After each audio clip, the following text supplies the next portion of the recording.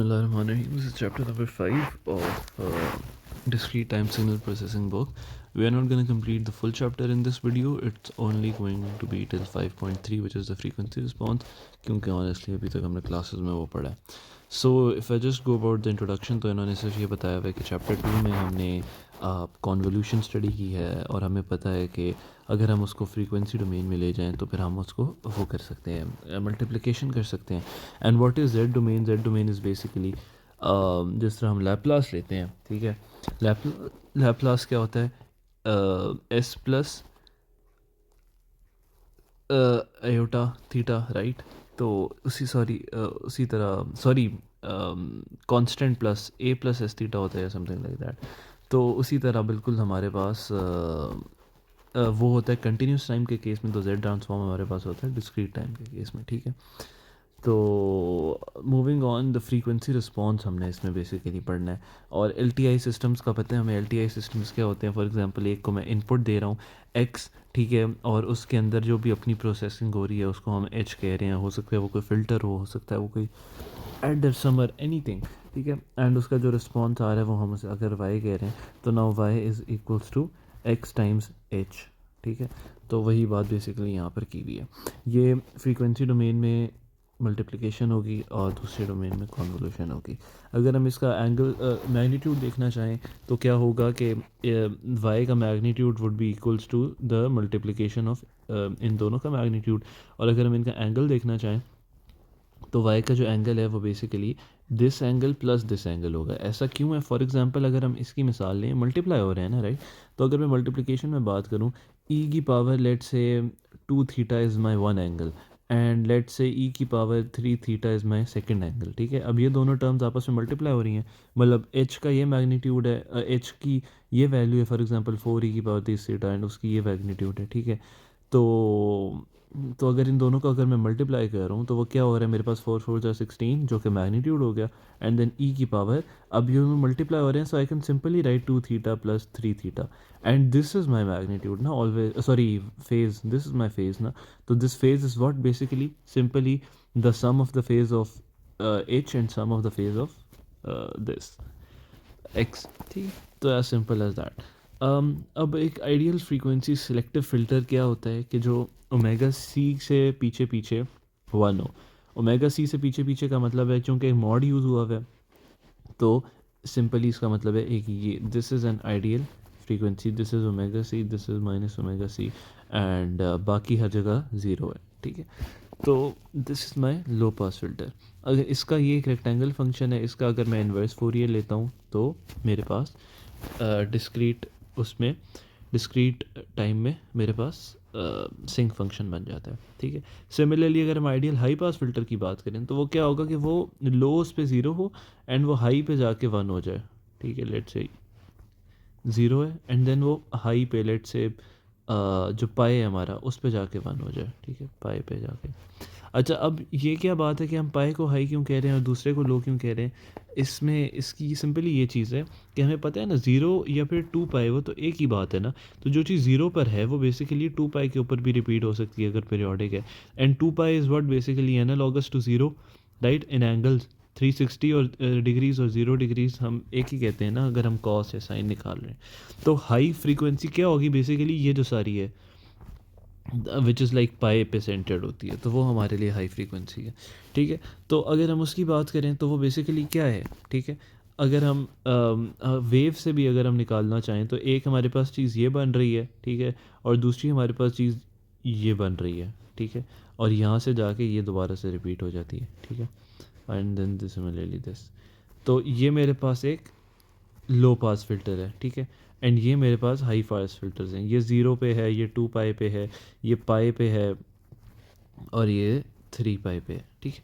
तो ये मेरे पास वहाँ है. तो अगर मैं इसकी इक्वेशन निकालना चाहूँ तो simply what is this? This is 1 minus this thing, right. मतलब जिधर जिधर इसका एब्सेंट है उधर ये चीज़ है. तो this is simply 1 minus this.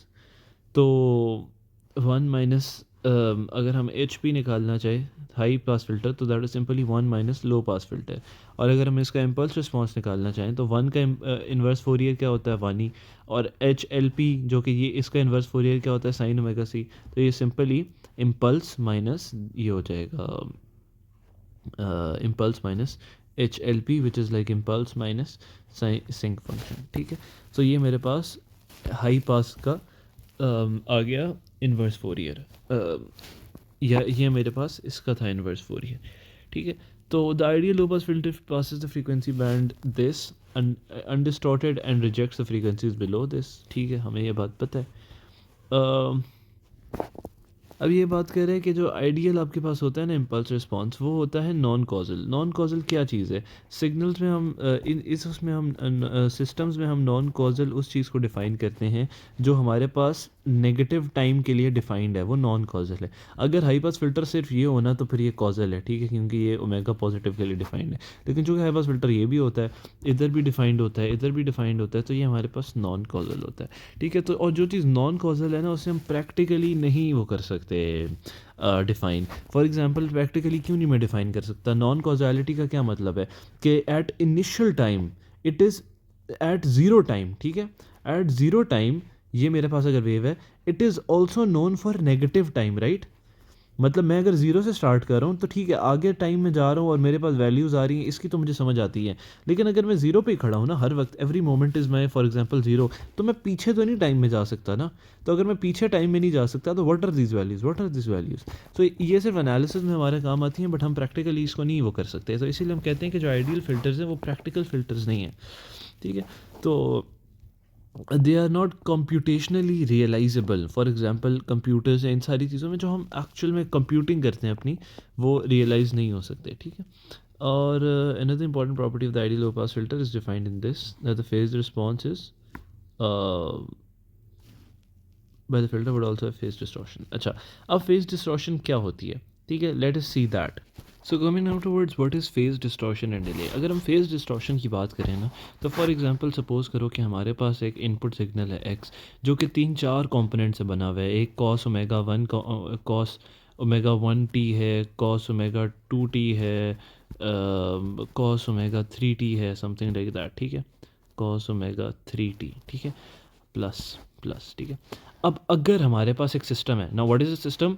You give it N input, ठीक है, इट्स अ सिस्टम, वो उसमें कोई एज प्रोसेसिंग होगी एंड वाई उसमें से निकल के आएगा।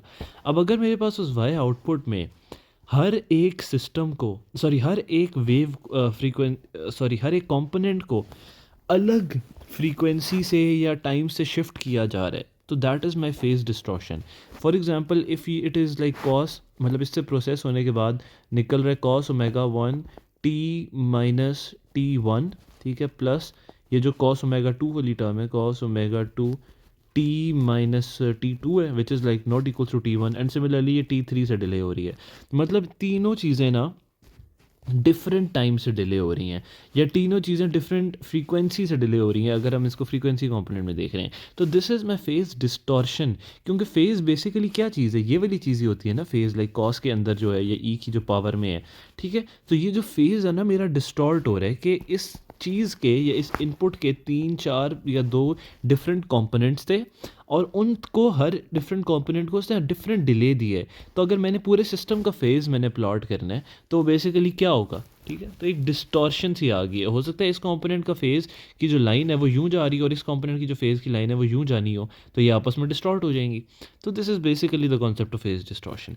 And what is like delay या ग्रुप डिले, उसको हम नीचे देखते हैं। अब इसने यही वाली बात की है कि अगर आपके पास एक आइडियल फिल्टर है, ठीक है, let us first consider the ideal delay system. वो क्या है? आइडियल डिले सिस्टम के सिंपली इम्पल्स में आपने एन डी का डिले दे दिया, बिल्कुल आइडियली हो गया। इसकी आपने फ्रीक्वेंसी निकालनी है, इम्पल्स की फ्रीक्वेंसी होती है एक्सपोनेंशियल, और वो minus J omega n D से ही, मतलब जो ये वाली चीज़ होती है वही आ जाती है। आपने डिले दे दिया, ओके हो गया। इसका अगर आपने मैग्नीट्यूड देखना है तो हमें पता है कि लाइक इसका इस वाली फॉर्म में जो मैग्नीट्यूड होता है, वो जो एक्सपोनेंट के साथ जो चीज़ लिखी होती है वो मैग्नीट्यूड होता है, और जो एक्सपोनेंट के ऊपर चीज़ लिखी होती है वो उसका फेज़ होती है। तो इसका मैग्नीट्यूड 1 है और अंदर minus J omega n D है ना, तो एन डी के हिसाब से तो वो है ना, तो जे तो फ्रीक्वेंसी है ना, एक्स कॉम्प्लेक्स है ना, तो माइनस ओमेगा एन डी मेरे पास मेरा फेज़ आ गया। ठीक है, तो ये ठीक है, मुझे बात समझ आ गई। और चूंकि ये एक आइडियल फ़िल्टर है तो ये जो रिस्पॉन्स है ये पाई से नीचे ही वैलिड है, ठीक है, फ़िल्टर है ना, विद पीरियोडिसिटी 2 पाई अज्यूम्ड, ठीक है, इसमें हमें कोई मसला नहीं है। तो ये हमारे पास एक आइडियल रिस्पॉन्स आ गया। ये एक आइडियल लो पास फिल्टर का हो सकता है, ठीक है, कि आपने उसका मैग्नीट्यूड अगर ये आ रहा है, ठीक है, तो आपने उसका क्या निकलेगा, मैग्नीट्यूड क्या निकलेगा, 1 निकलेगा, और फेज़ क्या निकलेगा, ये minus j n d, j नहीं sorry, minus omega n d. अगर हमने इसका इम्पल्स रिस्पॉन्स लेना है तो हम इसको वो कर लेंगे, इन्वर्स फोरियर कर लेंगे, और उससे हमारे पास ये चीज़ आ जाएगी। This is very pretty forward, और ये वही चीज़ें जो हमने पहले पढ़ी हुई हैं, ठीक है। और अगर हम इसका सिस्टम के साथ देखना चाह रहे हैं तो अगर सिस्टम में कोई इनिशियल डिले था, ठीक है, this will be just minus that. For example delay क्या है, डिले मेरे पास यही है ना, T plus T not let से, ठीक है, या ओमेगा प्लस ओमेगा नॉट। तो अब ये वाली जो चीज़ है अगर हम देखें तो ये ऑलरेडी माइनस आ रहा है ओमेगा के साथ, ठीक है, तो माइनस ओमेगा एन डी है। तो आपने बेसिकली ओमेगा की जगह वो डिले लाए हो ना, तो ओमेगा की जगह आप लिख दो कि minus omega plus omega naught, ठीक है, n d, and let say omega naught n d की कोई वैल्यू है, ठीक है, minus omega naught m d और माइनस ओमेगा एन डी। और ओमेगा तो वेरिएबल है ना, ओमेगा नॉट की तो कोई कांस्टेंट वैल्यू होगी, इसको लेट से आपने थीटा नॉट कह दिया और इसको आपने माइनस ओमेगा एन डी कह दिया। तो this is simply that delay, ठीक है, इसमें कॉन्सेप्ट वही है जो मैंने आपको दी है। अब जो ग्रुप डिले है ना, group delay is basically rate of change of phase response with respect to frequency। मतलब कि ये जो फ्रीक्वेंसी कंपोनेंट्स हैं डिफरेंट एक वेव के अंदर, उनको उनका जो फेज़ हमने डिफरेंटली चेंज किया है। हमने फेज़ डिस्टॉर्शन यही की कहा है ना कि उसका जो फेज़ है इसका डिफरेंट से चेंज हो रहा है, इसका डिफरेंट से चेंज हो रहा है, इसका डिफरेंट से चेंज हो रहा है, इसका डिफरेंट से चेंज हो रहा है, इसका डिफरेंट से। तो ग्रुप डिले क्या है, इसका जो रेट ऑफ चेंज है कि इसका इतना यहाँ से यहाँ कितना चेंज हुआ, यहाँ से यहाँ कितना चेंज हुआ, यहाँ से यहाँ कितना चेंज हुआ, ये बेसिकली वो है। तो अगर फेज़ हमारे पास निकलता है, ये फेज़ निकलता है, तो क्या होगा, सिंपली ग्रुप डिले इसका डेरिवेटिव हो जाएगा। माइनस साइन कॉमन ले लिया और डी ओवर डी डब्ल्यू आपने डेरिवेट कर लिया with respect to argument of H E J omega. So this is simply your group delay. Group delay को हम टो ओमेगा से भी रिप्रेजेंट कर देते हैं। और ये थोड़ी सी इंपॉर्टेंट बात है कि the deviation of the group delay from constant indicates the degree of non linearity of the phase. Like अगर तो ग्रुप डिले कांस्टेंट है, ठीक है, तो इसका क्या मतलब है, ग्रुप डिले डेरिवेटिव है ना बेसिकली। तो अगर x मेरे पास ग्रुप डिले है, फॉर एग्जांपल जो फेज़ वन है, सॉरी जो फ्रीक्वेंसी कंपोनेंट वन है उससे फ्रीक्वेंसी कंपोनेंट टू में जाते हुए जो ग्रुप डिले चेंज हो रहा है, इसमें लेट से टू था, इसमें फोर है, ठीक है। तो इसमें टू था, इसमें फोर है, तो ये सिंपली लीनियर चेंज है कि अब टू का चेंज आ गया, ठीक है। लेट से मैं उसको एक्स रिप्रेजेंट करूँ कि एक्स का चेंज आ गया इन दोनों कंपोनेंट्स में, ठीक है। तो इसका डेरिवेटिव सिंपली क्या होगा, एक कांस्टेंट हो जाएगा ना, D x over D x one constant derivative है, ठीक है।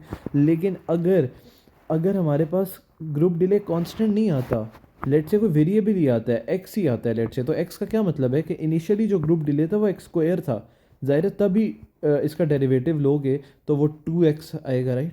तो फिर अगर कांस्टेंट नहीं आ रहा हमारे पास, इसका मतलब है कि जो हमारा ग्रुप जो हमारे पास उनका जो डिग्री मतलब आपस में जो चेंज था वो बेसिकली नॉन लीनियर था। मतलब इसमें अगर वेरिएबल x था तो इसमें x स्क्वायर था, ठीक है। तो मतलब this is just basically that कि जो आपस में इनकी चेंजिंग हो रही है वो किस उससे हो रही है, ठीक है। Effects of attenuation and group delay, अगर हम ये देखें तो हमें ना इसने एक उसका ग्रुप डिले दे दिए एक वेव का। अब ये क्या ग्रुप डिले दिया उसने कि यार तकरीबन जो 0.2 से लेकर 0.45 तक ना 200 सैम्पल्स का डिले आता है, ठीक है। सिमिलरली चूंकि ये एक पीरियोडिक वेव है तो इसका यहाँ से यहाँ तक वही रिपीट हो रहा है मेरा ख्याल है, हाँ, पाई के बाद वो चीज़ रिपीट होती है ना, तो यहाँ से भी टू का है। और अगर हम देखें इसका 0.45 से पाई तक तकरीबन 50 सैम्पल्स का डिले है, ठीक है। हमें समझ आ गई इस बात की, मतलब इतनी फ्रीक्वेंसी को ये 50 सैम्पल्स का डिले दे रहा है, इतनी फ्रीक्वेंसी को ये उतने सैम्पल्स का। ये बात बड़ी क्लियर होनी चाहिए। फॉर एग्जांपल इस बात का क्या मतलब है कि अगर मेरे पास कॉस 0.25 है ना, तो उसको जो सिस्टम ने डिले दिया है ना वो n माइनस 200 का दिया है, एन डी 200 है।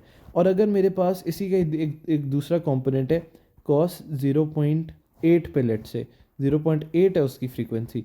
तो इसको जितना उसने डिले दिया है वो कितने का दिया है, n-50 का दिया है, ठीक है। तो इसका सिंपली सिर्फ ये मतलब है। तो और उसने हमें इसका ये दे दिया, फ्रीक्वेंसी दे दिया, डिले दे दिया, और एक मैग्नीट्यूड प्लॉट दे दिया आपको कि 0.2 से इतने पाए के ऊपर उसका मैग्नीट्यूड ये चल रहा है, फिर उसका 0.8 के ऊपर गिरता है, और ये ठीक है। तो इस वाली वेव में वो क्या कह रहा है कि उसने आपको input signal and associated Fourier transform of magnitude दे दिए, ठीक है। इनपुट सिग्नल उसने आपको ये दे दिए, और उसने आपको इसका फोरियर ट्रांसफॉर्म दे दिए इनपुट के हिसाब से। अब इस बात का क्या मतलब है, देखो ज़रा इस बात को, इन दोनों को अगर रिलेट करो आपस में, तो अगर हम इनपुट सिग्नल के हिसाब से देखें, ठीक है, इस वाली वेव में इस वाली वेव में नंबर ऑफ़ सैम्पल्स बहुत ज़्यादा हैं, ठीक है। तो हमें इसकी फ्रीक्वेंसी ज़्यादा लग रही है। तो अगर मैं ये ज़ीरो से फ्रीक्वेंसी स्टार्ट हो रही है, तो मुझे ये कौन सी वेव लगेगी, देखो यहाँ से इसके बाद तो ये पीरियोडिक है ना, लाइक मिरर हो रही है ना, ये चीज़ यहाँ पर है, ये चीज़ यहाँ पर है, ये चीज़ यहाँ पर है, ठीक है। लेकिन अगर मैं यहाँ से यहाँ देखूँ, ये मेरा एक वो बन रहा है, काइंड ऑफ पीरियड बन रहा है, तो यहाँ से यहाँ ये मैक्सिमम फ्रीक्वेंसी वाली चीज़ है। तो ये वाला जो पॉइंट है ये मैक्सिमम फ्रीक्वेंसी वाला है। तो ये मैक्सिमम फ्रीक्वेंसी वाला क्या लग रहा है आपको, ये नहीं लग रहा, क्योंकि इसकी मैक्सिमम फ्रीक्वेंसी है ना, इसकी 0.25 पाई है, इसकी 0.5 पाई है, और इसकी 0 तकरीबन 85 पाई कुछ है, ठीक है। तो ये इसकी मैक्सिमम फ्रीक्वेंसी है, तो ये वाला कंपोनेंट है, ठीक है। लेट से हमने इसको 1 कह दिया और इसको 1 कह दिया, ठीक है। अब इसकी फ्रीक्वेंसी सबसे कम है, इसकी सेकंड पे है, तो इसका मतलब है ये जो चीज़ है ना, ये वाली चीज़ है सेकंड, और इसको हमने सेकंड कह दिया। और जो ये वाली चीज़ है, ये इसकी फ्रीक्वेंसी सबसे कम है, 0.25 पाई, तो ये हमें थर्ड लग रही है, ये इसका इसका हमें लग रहा है। अब ये हमने बेसिकली सिंपली उसे रिलेट कर दिया है, ठीक है। तो अब अगर ये चीज़ एक अगर हम इसका आउटपुट पे देखना चाहें रिस्पॉन्स, ठीक है, तो तो अब इस चीज़ को रिलेट करो कि ये हमारे पास उसने एक्स दी है, और ये काइंड ऑफ उसने हमें एच दिया है, कि जो सिस्टम है ना उसका अपना क्या बिहेवियर है।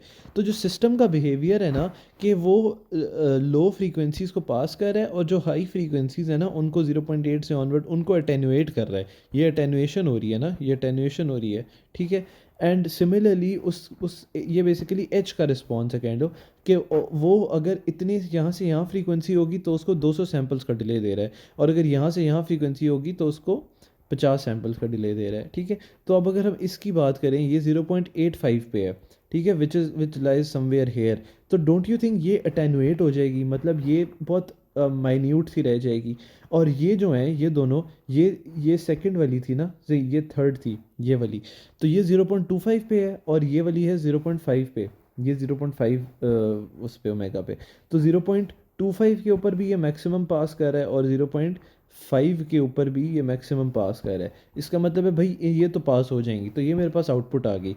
ये वही अभी इसके देखना नहीं है कि ये किधर पड़ी हुई है, बस सिर्फ ये देखो कि ये वाली चीज़ है वो रफू चक्कर हो गई है, और ये दोनों में आ गई हैं, क्योंकि वो उस फिल्टर से काइंड ऑफ पास आउट हो गई हैं, ठीक है। अब हम आते हैं कि भाई ये क्या हो गया, कि इसका सैम्पल नंबर किधर आ गया और ये किधर आ गया। Sample number is what basically, this is like type of discrete time, right. N is what basically discrete time ही है ना। तो अब अगर हम देखें, तो हमने क्या कहा था कि ठीक है भाई, जो 0 पॉइंट, ये वाला कंपोनेंट कौन सा है, ये 0.5 पाई वाला है, ठीक है, और ये वाला 0.25 पाई वाला है। तो हम अभी ऊपर अगर ग्रुप डिले वाला देखें ना, तो उसमें हमने कहा है कि जो 0.25 पाई वाला है ना, उसको आपने तकरीबन 200 सैम्पल्स का डिले देना है, और जो 0.5 पाई वाला है उसको आपने 50 सैम्पल्स का डिले देना है। ये 0.5 तकरीबन यहाँ पर लाई करेगा ना, तो 50 सैम्पल्स का डिले कितने देना है, और 0.25 को तकरीबन 225 का देना है, ठीक है। तो सिंपली यही हुआ है। ये 0.25 वाला है, ये तकरीबन 100 पे सेंटर्ड है, तो अगर मैं इसको डिले दे दूँ 225 या समथिंग का, तो ये कितने पे आ जाएगा, तकरीबन 200 के प्लस माइनस आ जाएगा ना, सॉरी 200 के नहीं, 300 के प्लस माइनस आ जाएगा। तो ये बेसिकली मेरे पास यहाँ पर बन जाएगा, ठीक है। और अगर इसको मैंने 50 का देना है, तो अगर ये 150 से शुरू हो रहा है, तो ये कितने से, ये 250 से शुरू होगा, ये यहाँ पर आ जाएगा। और सिंपली यही हुआ है कि ये जो 0.5 पाई वाला है ये यहाँ आ गया, और जो 0.25 पाई वाला है वो यहाँ आ गया। तो बेसिकली जो आपको कॉन्सेप्ट समझाने का दिया जा रहा है ना, कि ये हमारे पास एक इनपुट है, और ये हमारे पास, सॉरी, ये हमारे पास एक इनपुट है, और जो ये चीज़ है हमारे पास, ये एक सिस्टम का फॉर एग्ज़ाम्पल एच है। अब वो एच के डिफरेंट कैरेक्टरिस्टिक्स हैं कि एच उसको इतने से ग्रुप डिले दे रहा है, इतनी से इतनी फ्रीक्वेंसी को, और उसका मैग्नीट्यूड वो यहाँ से यहाँ पास कर रहा है, तो उसके हिसाब से हमने अपना एक वाई निकाल दिया approximate. So this is about it for 5.1। अब हम आते हैं 5.2 पे, विच is like linear constant coefficient difference equations. इसके लिए ना एक कॉन्सेप्ट समझना बहुत ज़रूरी है, वो ये है कि अगर मेरे पास इक्वेशन लिखी हुई है इस फॉर्म में कि d square y over d y square, ठीक है, plus d y over d y, sorry क्या होता है ये तो हालात हैं, d y over d t, d y over d t, या इसके केस में हम एन कर सकते हैं, चलो एन कर लेते हैं, ये एन है, ठीक है, d n plus y of n, right, ये भी वाई ऑफ एन है, तो ये एन के हिसाब से डिफ्रेंशिएट हो रहा है। This is equals to, let say मैं कहता हूँ d square x of n over d n plus d x of n over d n plus x of n, ठीक है। अब ये मेरे पास क्या है, ये मेरे पास एक डिफरेंशियल इक्वेशन है, ठीक है, और ये मेरे पास डिफरेंशियल इक्वेशन है, तो मुझे पता है कि अगर मैंने इसका वो लेना है फोरियर सॉल्व करना है इसको, तो मैं सिंपली इसका फोरियर ट्रांसफॉर्म ले सकता हूँ एंड एवरीथिंग, और फोरियर ट्रांसफॉर्म या लैप्लास ले सकता हूँ, और लैप्लास में बेसिकली सिंपली क्या होता है कि जो डेरिवेटिव होता है वो एस से रिप्लेस हो जाता है, ठीक है, मुझे पता है। अब डिफरेंस इक्वेशन क्या होती है, देखो डिफरेंशियल क्या है basically, differential is rate of change, shit नहीं मिटाना था, differential is rate of change, it is basically the difference between two points, right. तो अगर मेरे पास इक्वेशन इस फॉर्म में लिखी हुई है, मतलब वो जो मैंने इक्वेशन लिखी है ना कि जो स्क्वायर से स्टार्ट हो रही है, दैट इज एग्जैक्टली इक्वल, अगर मेरे पास ये चीज़ लिखी हो y of n minus two plus y of n minus one plus y of n, ठीक है, ये चीज़ उसी डिफरेंस को स्पेसिफाई कर रही है जो बेसिकली आपने ऐसे लिखा हुआ है कि d square d n y of n, ठीक है, plus d y of d of n plus y of n, ठीक है। ये जो दोनों चीज़ें हैं ना, ये आपस में बिल्कुल सेम चीज़ है, इसको हम डिफरेंस इक्वेशन कह देते हैं इसको, और ये हमारी डिफरेंशियल इक्वेशन है काइंड ऑफ। ये हमने सिंपली उस डोमेन में ना जो भी हमारे पास टाइम है या एन डिस्क्रीट है उसके डिफरेंस में हमने बता दिया ना। अब इसका सिंपली क्या मतलब है कि ये इसका पिछले वाली टर्म से कितना डिफरेंस है, राइट। अगर अब पीछे चले जाते हैं तो क्या हो रहा है, तो this is simply that thing. तो ये जो दोनों चीज़ें हैं ये आपस में इक्वल हैं, इस बात को थोड़ा सा रिलेट हो जाएगा आपके पास। तो अब जो जो चीज़ें मैं जिस तरह डिफरेंशियल इक्वेशंस को सॉल्व कर सकता है तो उसको मैं इस तरह भी सॉल्व कर सकता हूँ। तो अब यहाँ पर बेसिकली क्या लिखा हुआ है, 0 से n a के वाई ऑफ n माइनस के, ठीक है। यही चीज़ मैंने हमने हम जिस तरह, ये कोई ड्रॉनी चीज़ नहीं है, ये वही वाली चीज़ है जिस तरह हम कहते हैं कि d n over d y, मतलब इसकी पावर अगर हम एन के कर देते हैं, यहाँ पे कन्फ्यूजन हो जाएगी, ठीक है, अगर इसकी power d k y of n over d n की power k plus so on y of n तक हम लेके जाते हैं, is equals to d k x की पावर, सॉरी हाँ, और डी एक्स, हम यही कहते हैं ना कि मतलब अगर ये सेकंड डेरिवेटिव है, ये भी सेकंड डेरिवेटिव है, तो हम इन दोनों का लैप्लास लेंगे और हमें इसको सॉल्व करना आता है। तो ये भी बेसिकली बिल्कुल वही चीज़ है। ये क्या है, ए के है ना, और हमने तो शुरू में ज़ीरो होगी इसकी वैल्यू, फिर वन होगी, फिर ये टू होगी, ये थ्री होगी, तो जितनी इस के की वैल्यू बढ़ती जाएगी वो क्या है, बेसिकली मेरा ये वाला डिफरेंशियल का ऑर्डर बढ़ है, सिंपली दैट, ठीक है। सिमिलरली इसका भी यही सीन है। तो मैंने सिर्फ आपको एक रिलेट करवा रहा हूँ इन दोनों टर्म्स में इनको। तो ये कोई ड्रॉनी चीज़ नहीं है, ये सिंपली उसने इसी तरह लिखा हुआ है कि ये 0 से n है, ए के एक सिंपल कोई भी कोएफिशिएंट हो सकता है, वो डिफरेंट टर्म डिफरेंट ऑर्डर के साथ डिफरेंट कोएफिशिएंट आ सकता है, और जो एन ऑफ एन माइनस के है वो बेसिकली ऑर्डर ऑफ डिफरेंशियल बता रहा है आपको, के जितना बड़ा होता जाएगा वो ऑर्डर ऑफ डिफरेंशियल बड़ा होता जाएगा, ठीक है। तो this is simply as that. तो अब अगर हम इसको लिखना चाहें जी ट्रांसफॉर्म में, ये चीज़ हम चैप्टर 3 में पढ़ भी चुके हैं कि अगर मैंने वाई ऑफ एन माइनस के को लिखना है, इसका जी ट्रांसफॉर्म करना है, तो ये जो एन माइनस के होता है ना, ये जो के होता है ना, ये मेरे पास जेड की पावर में चला जाता है, ठीक है, विद अ माइनस, एंड जो वाई है वो मेरे पास वाई ऑफ जी बन जाता है, ठीक है, यही बेसिकली क्या चीज़ है कि अगर पिछली चीज़ का मैं देखूं, अगर मैं उसका डेरिवेटिव ले रहा था तो जो भी डेरिवेटिव की पावर होती थी वो मेरे पास पावर में चली जाती थी, और जो अगर y ऑफ n था फॉर एग्जांपल, वो मेरे पास y ऑफ s बन जाता था। ऐसे ही करते हैं ना हम जो लैपलास भी लेते हैं, तो this is simply also that z domain में सिंपली क्या होता है कि वो नेगेटिव पावर में होता है। तो ये मेरे पास ये वाली टर्म मैंने बना ली है इस इक्वेशन से, इसका सिंपली z ट्रांसफॉर्म लेके, तो z माइनस के वाई ऑफ z बन गया, ये भी k तक जा रहा है तो ये भी z माइनस के x ऑफ z बन गया। अब ये हम x ऑफ z और y ऑफ z को दूसरी फॉर्म में h ऑफ z की फॉर्म में लिख सकते हैं, ठीक है। तो ये मेरे पास एक चीज़ है और ये मेरे पास डिफरेंट चीज़ है। अब सॉरी एक चीज़ है, अब ये दोनों डिफरेंट कैसे हैं कि ये 0 से n तक हमने ले लिया, 0 से m तक ले लिया, क्योंकि ऐसा हो सकता है ना कि लेफ़्ट साइड पे जो y के डिफरेंशियल का ऑर्डर है लेट से वो d क्यूब तक जा रहा है, और राइट साइड पर जो x है वो लेट से सिर्फ D x over d T plus x तक जाता है, D x over d T plus x तक जाता है, और यहाँ पर कोई 3 ऑर्डर या 4 ऑर्डर आ जाए, तो फिर हम उस हिसाब से करते थे कि ये 3s क्यूब है या समथिंग लाइक दैट, एंड ये इतना है, तो उस हिसाब से जाते थे। तो ऑर्डर डिफरेंट हो सकता है, तो इसका ऑर्डर डिफरेंट है, इसका ऑर्डर डिफरेंट है। एच ऑफ जेड अगर निकालना है simply Y of Z over X of Z आ जाएगा, ये बी के जेड की power minus K over A K Z की पावर माइनस के बन जाएगा। अब जनाबे वाला, अगर मैं इसका इस एच ऑफ जेड का ज़ीरोज़ और पोल्स का प्लॉट देखना चाहूँ, तो वो ज़ीरोज़ और पोल्स मेरे पास कब आएंगे, z माइनस के है ना, ठीक है। अब z माइनस के को जो चीज़ ज़ीरो में सेटिस्फाई करी होगी वो मेरे पास ज़ीरो होगा, और जो इस चीज़ को सेटिस्फाई करी होगी वो मेरे पास पोल बनेगा, ठीक है। जब ये ज़ीरो हो जाएगा तो पोल बन जाएगा, जब ये ज़ीरो होगा तो वो ज़ीरो बनेगा। अब ये ज़ीरो कब हो सकता है, फॉर एग्ज़ाम्पल बी के की आपकी कोई वैल्यू है, तो z की जो माइनस के पावर है वो बेसिकली आपको इक्वेट करनी चाहिए।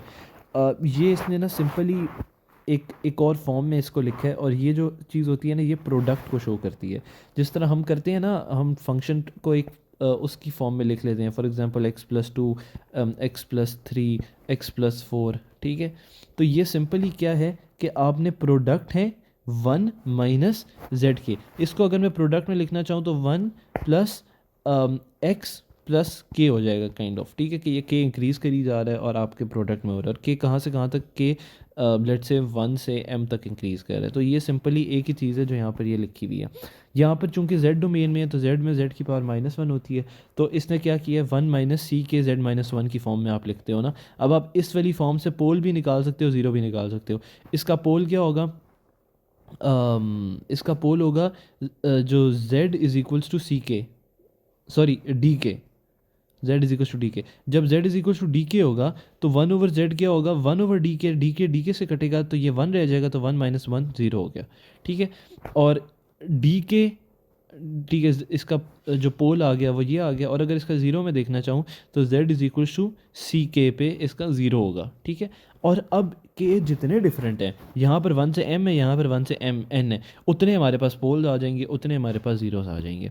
तो ये सिंपली यहाँ से यहाँ कैसे आए हैं, इसमें कोई घबराने वाली बात नहीं, ये सिंपली एक और रिप्रेजेंटेशन है, ठीक है। ये सम है तो ये उसकी एक और रिप्रेजेंटेशन है। और b naught over a naught क्यों आया यहाँ पर, क्योंकि बेसिकली तो ये के 0 से m तक है ना, और यहाँ पर हमने 1 से m तक लिए। तो लेट से अगर मैं कहता हूँ x प्लस के है मेरा, तो x प्लस के क्या है मेरे पास, x प्लस 0, तो वो सिंपली x रह जाएगा ना, और बाकी terms as it is multiply हो रही हैं, ठीक है। तो एक एट ज़ीरो भी है, तो उसको हम बेसिकली बी नॉट और ए नॉट कह रहे हैं। जो उसका कोएफिशिएंट होगा ना, फॉर एग्जांपल 2 है या 3 है या 4 है, उसका जो भी कोएफिशिएंट है उसको हम कह रहे हैं। तो यहाँ से मेरे पास बी नॉट बाय निकल आएगा, यहाँ से मेरे पास ए नॉट बाय निकल आएगा, तो ये जो प्रोडक्ट है ये 1 से m तक हो जाएगा, ये 1 से n तक हो जाएगा। इसमें कोई एक्स्ट्रा लॉजिक नहीं है। यहाँ से यहाँ में जो डिफरेंस है वो टोटली ये है कि यहाँ पर आपके पास जो के है वो उसकी पावर बढ़ती जा रही है, और यहाँ पर जो हमने उसको रिप्रेजेंट किया है ना, उसको हमने z की पावर -1 में रिप्रेजेंट किया है, ताकि यहाँ से हमारे पास ज़ीरोज़ और पोल्स निकालना आसान है, ठीक है। This is just a representation. हमें जिस तरह सवाल गिवन होंगे ना पेपर में, वो इसी तरह होगा कि एच ऑफ जेड आपके पास गिवन होगा इस तरह की फॉर्म में, तो हम उसको आराम से उसके पोल्स और ज़ीरोज़ निकाल लेंगे, ठीक है। उसमें सिर्फ हमने पोल्स और ज़ीरो से मकसद है हमें। तो अब इसका कहने का मकसद ये है कि अब इसके बहुत ज़्यादा पोल्स हैं और इसके बहुत ज़्यादा ज़ीरोज़ हैं, ठीक है। ठीक है, अब अगर हम इस एग्जांपल पे जाते हैं तो सिंपली वही मेरी बात इटरेट होगी है कि सवाल कैसा गिवन होगा, 1 + z⁻⁻1 2 की पावर स्क्वायर है। अब अगर इसका ज़ीरो निकालना चाहो तो इसका ज़ीरो क्या है भाई, इसका ज़ीरो है, इसके एक तो दो ज़ीरोज़ हैं क्योंकि इसकी पावर 2 है, और इसके ज़ीरोज़ किधर लाई कर रहे हैं, z = 1 पे, नहीं सॉरी -1 पे, हाँ z = -1 पे। जब z -1 होगा तो ये 1/-1 हो जाएगा, विच इज़ लाइक -1, तो 1 -1 0 हो जाएगा। तो -1 पे सॉरी लाई कर रहे हैं z = -1 पे। और अगर पोल देखा जाए तो पोल लाई कर रहा है z = 1/2 पे और z = -3/4 पे। ठीक है, ये चीज़ हमें पहले से पता है। अगर हम इसको खोल के लिखना चाहें तो हम ऐसे खोल के लिख सकते हैं पोलिनोमियल्स की फॉर्म में। जब हमने इसको पोलिनोमियल्स की फॉर्म में लिख दिया, ठीक है, सिंपली मल्टीप्लाई किया, दैट इज़ इट, और कुछ भी नहीं किया। जब हमने इसको पोलिनोमियल्स की फॉर्म में लिख दिया तो अब अगर हम इसको x के साथ, इस y के साथ लिख दें और इस टर्म को x के साथ लिख दें तो किसी को मसला तो नहीं होगा, राइट। सिंपली उधर लेकर गए हैं और इस वाली चीज़ से हम सिंपली डिफरेंस इक्वेशन बना सकते हैं, जो कि हमने बेसिकली अभी ऊपर उल्टा भी किया है। हमने उस डिफरेंस इक्वेशन को लेकर हमने ये वाली फॉर्म बनाई है ना, पोल्स एंड जीरोस। तो यहाँ पर सिंपली उसने क्या किया, हमें सिखा रहा है कि डिफरेंस इक्वेशन बेसिकली कैसे बनती है। आपने उसका जो ऑर्डर रिस्पॉन्स लिया, आपने उसको डिफरेंट जो भी आपके सिंप्लीफाई किया अलजेब्रिक उसमें, और फिर आपने सिंपली मल्टीप्लाई कर दिया। अब जो ये z⁻⁻2 है, ये मुझे पता है क्या होगा, इसका ट्रांसफॉर्म क्या होगा, yn-2। ठीक है, सारा y ऑफ z से मल्टीप्लाई हो रहा है ना, ये yn-2 होगा, इसका कोएफिशिएंट एज इट इज़ आ जाएगा। ये z⁻1 है तो ये yn-1 होगा, और ये जो 1 है इसके साथ बेसिकली z⁻0 है तो yn-0 which is like y of n। ठीक है, सिमिलरली x ऑफ n हो जाएगा, ये x ऑफ n-1, ये x ऑफ n-2, और इनके कोएफिशिएंट्स ऐसे साथ आते रहेंगे। तो ये हमारे पास उसने डिफरेंस इक्वेशन लिख दी है, जो कि हमें डिफरेंस इक्वेशन चाहिए थी। ठीक है, अब अगर हम स्टेबिलिटी और कॉजैलिटी की बात करें तो it is as simple as that कि स्टेबिलिटी एक उसकी क्या होती है, जी ट्रांसफॉर्म में, जी उसमें हमें पता है कि अगर एक सिस्टम है, ठीक है, और उसका एक पोल और ये उसका यूनिट सर्कल है, ठीक है, ये यूनिट सर्कल है, ये 1 है। ठीक है, अब जो कॉजैलिटी है वो ये है कि उसका अगर आउटर मोस्ट पोल हो, वो किधर भी है, उससे राइट पर अगर आरओसी बन रहा है ना, आउटर मोस्ट पोल के राइट पर, तो वो सिस्टम कॉजल है। ठीक है, अब चूंकि ये सर्कल बना हुआ है तो उसका ये भी मतलब है कि जो भी पोल उसका बन रहा होगा लेट से यहाँ पर, तो वो यहाँ से यहाँ पर बन रहा है लेट से, तो वो इधर से बाहर बाहर बाहर सारा कॉजल है सिस्टम। ठीक है, अगर आरओसी बन रहा है किसी दो चीज़ों के दरमियान, इन दोनों के दरमियान, तो ये सिस्टम कॉजल नहीं है।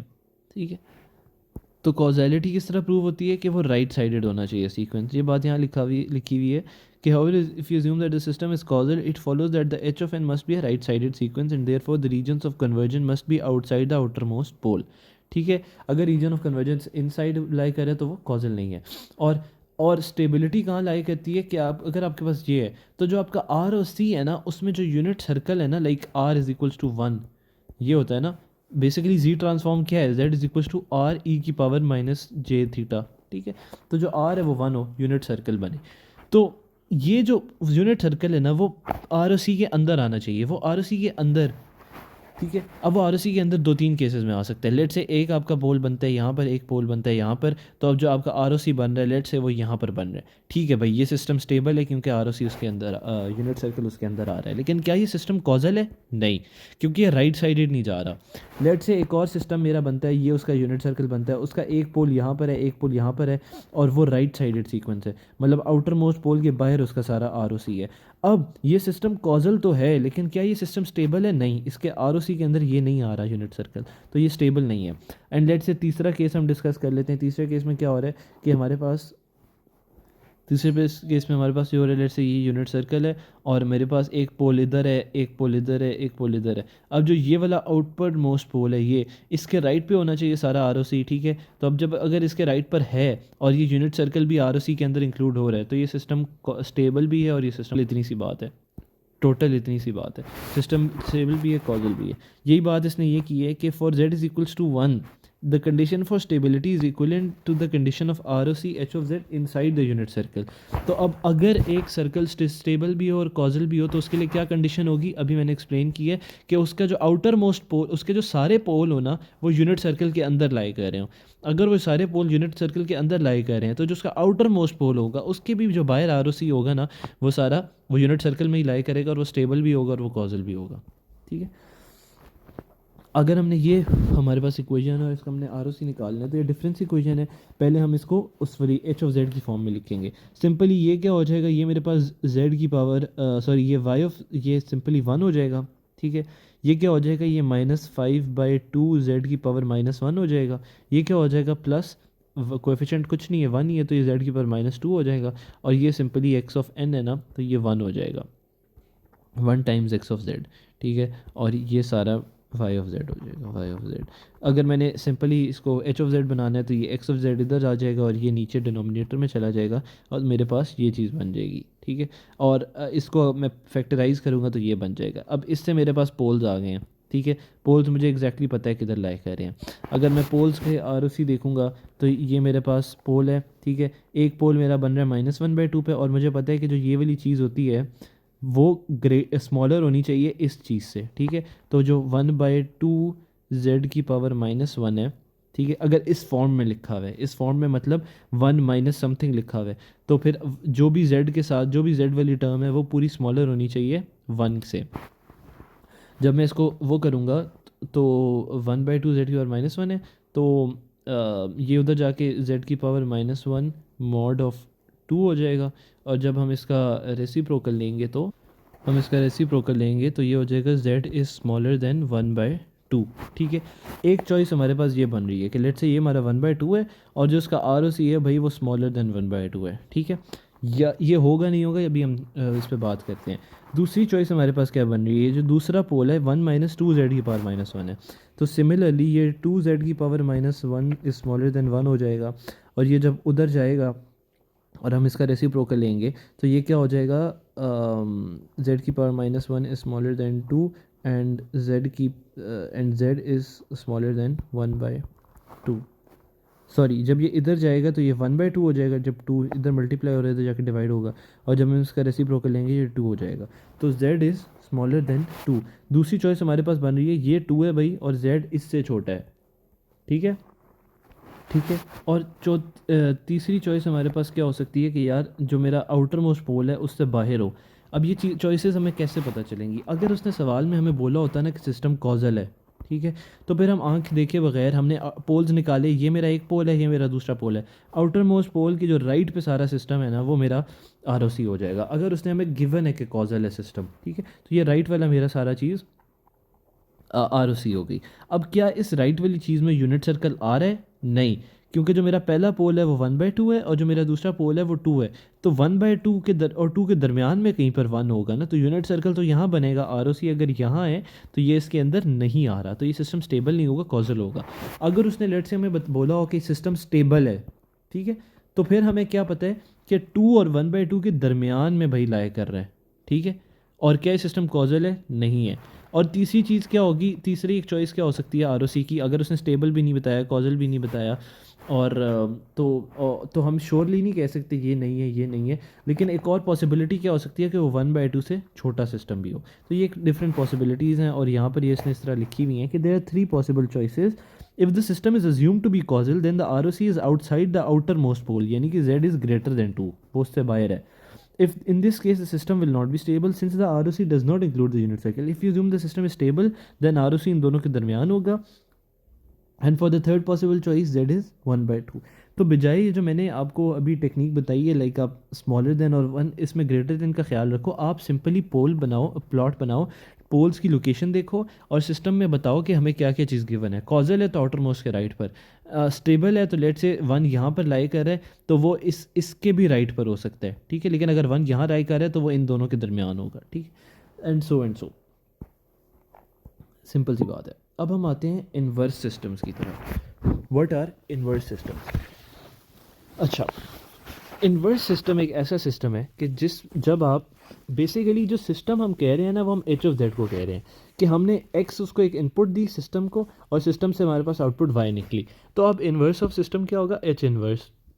ठीक है, and H inverse is what 1/h(z). और ये पता कैसे होगा कि इन्वर्स है? जब आप एच ऑफ जेड और एच आई ऑफ जेड को मल्टीप्लाई करो तो आपके पास मैग्नीट्यूड 1 आना चाहिए। This is pretty basic thing. अब ये क्या है? फ्रीक्वेंसी डोमेन में तो मल्टीप्लिकेशन हो रही है, तो डिस्क्रीट डोमेन में क्या होगी, टाइम डोमेन में क्या होगा कि वो दोनों कन्वॉल्व हों और वन के बजाय इसका अगर आप इन्वर्स लोगे तो वो आपके पास आएगी इम्पल्स। तो इम्पल्स आनी चाहिए। ये कॉन्वोल्यूशन के रिजल्ट में हमारे पास इम्पल्स अगर आ रही है तो वो इन्वर्स फंक्शन है। ठीक है, ये चीज़ हमने यहाँ से वो कर ली।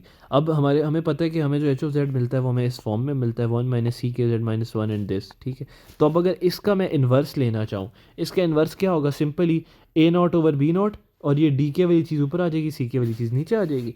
अब अगर हम इन दोनों का एनालिसिस करें तो इसके पोल्स क्या थे, डी के की डिफरेंट वैल्यूज़, इसके ज़ीरोज़ क्या थे, सी के की डिफरेंट वैल्यूज़। अब इसके ज़ीरोज़ क्या हैं, डी के की डिफरेंट वैल्यूज़, और इसके पोल्स क्या हैं, सी के की डिफरेंट वैल्यूज़। तो इनकी जो भी चीज़ें हैं ना वो आपस में शिफ्ट हो जाती हैं। The poles of h i are the zeros of h of z. ठीक है, and the zeros of h of z are the poles of h i, simple as that. ठीक है, और अब द आंसर इज, हाँ, the question arises to what the regions of convergence is to be associated with h I of z.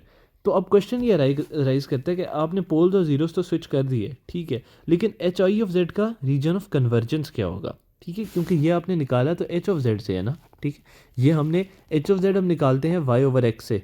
ठीक है, तो उससे हमारे पास एच ऑफ जेड आ जाता है। इससे हम डिसाइड कर लेते हैं, अच्छा हमारे पास जो सिस्टम है वो कॉजल है क्या है, तो हम पोल्स निकाल लेते हैं।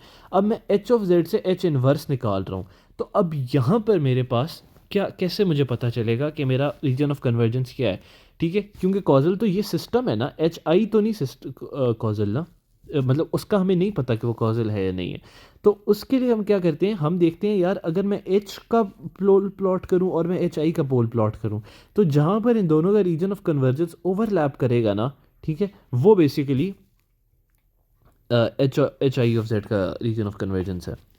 और ये बात हम क्यों करते हैं, ये बात हम कॉन्वोल्यूशन थ्योरम से करते हैं। कॉन्वोल्यूशन कहता है कि जो कॉमन पार्ट है ना उन दोनों का ओवरलैपिंग, उस पे वैल्यू आती है। तो the answer is provided by the convolution theorem for equation 2.9 to hold the region of convergences H of Z and H I of Z must overlap if H of Z is causal its region of convergence is this. अब ये क्या है basically, that Z is greater than max of D K, मतलब जो उसका पोल है D के क्या है, उसका एक पोल है ना, तो जो मैक्सिमम ऑफ डी के है ना उससे भी राइट उससे भी ग्रेटर है। ठीक है, तो फिर सिस्टम कॉजल है मेरे पास। और एच आई ऑफ जेड के लिए क्या हो जाएगा, वो डी के बजाय सी के हो जाएगा, क्योंकि सी के इसका पोल बन गया ना, तो वो मैक्स ऑफ सी के हो जाएगा, कि सी के मैक्स से भी बड़ा अगर है जेड तो ये इसका रीजन ऑफ कन्वर्जेंस होगा, अगर अगर वो है कॉजल है सिस्टम। अच्छा, अब ये उसने हमें एक सिस्टम दिया है इन्वर्स, ठीक है, और ये उसने फर्स्ट ऑर्डर सिस्टम दिया है। अब अगर हम इसका निकालें पोल प्लॉट निकालें, ठीक है, ये हमारे पास एक पोल प्लॉट है, तो H I of h of Z के हिसाब से पोल बनेगा 0.9 के ऊपर। ठीक है, 0.9 के ऊपर एच ऑफ जेड के हिसाब से, और एच आई ऑफ जेड के हिसाब से पोल बनेगा 0.5 के ऊपर। ठीक है, तो अब ऐसा भी, अब इसकी अगर हम चॉइसेस देखें तो ऐसा हो सकता है ना कि जो पोल प्लॉट आ रहा है हमारे पास, there are only two possibilities for its ROC, and the only choice for ROC is that HI of Z that overlaps Z is greater than 0.9 and Z is greater than 0.5। ठीक है, अब इसकी कुछ choices ये हो सकती हैं ना कि या तो ROC 0.9 से बड़ा हो, या ROC 0.5 से छोटा हो, या ROC 0.5 से बड़ा हो। ठीक है, ये तीन चॉइसेस हो सकती हैं, राइट, क्योंकि अच्छा चलो मैं इसको मज़ीद सिंप्लीफाई करता हूँ। ये मेरे पास एक है, ये मेरे पास 0.9 है, और ये मेरे पास 0.5 है। ठीक है, अब इसकी कितनी चॉइसेस हो सकती हैं, या आर ओ सी 0.9 से बड़ा होगा, या आर ओ सी 0.9 से छोटा होगा, या आर ओ सी 0.5 से बड़ा होगा, या आर ओ सी 0.5 से छोटा होगा। ठीक है, अब किस केस में वो ओवरलैप कर रहे हैं उनके आर ओ सीज़, वो उनके आर ओ सीज़ एक केस में ओवरलैप कर रहे हैं, अगर मैं 0.5 से बड़ा कर दूँ,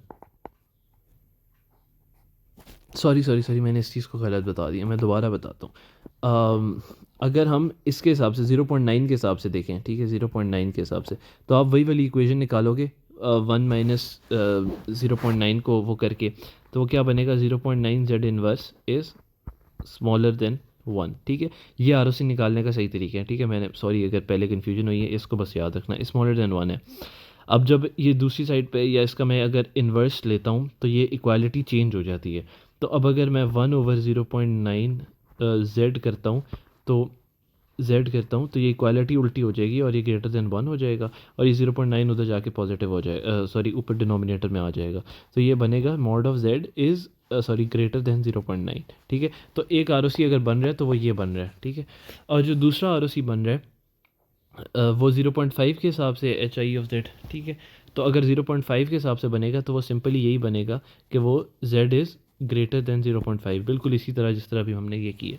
तो व्हाट इज़ द केस, अगर मैं दो चॉइसेस बन रही हैं ना आर की 0.5 से या ग्रेटर हो और 0.9, अगर मैं 0.9 से ग्रेटर वाला लेता हूँ तो क्या उसमें ओवरलैपिंग आ रही है? नहीं, उसमें ये वाला पोर्शन तो आ ही नहीं रहा। तो अगर मैं 0.5 से बड़ा वाला लेता हूँ तो उसमें ओवरलैप भी हो रहा है और ये आगे इन्फिनिटी तक ओवरलैप ही चल रहा है। ठीक है, तो हमने ये वाला पोर्शन लेना है।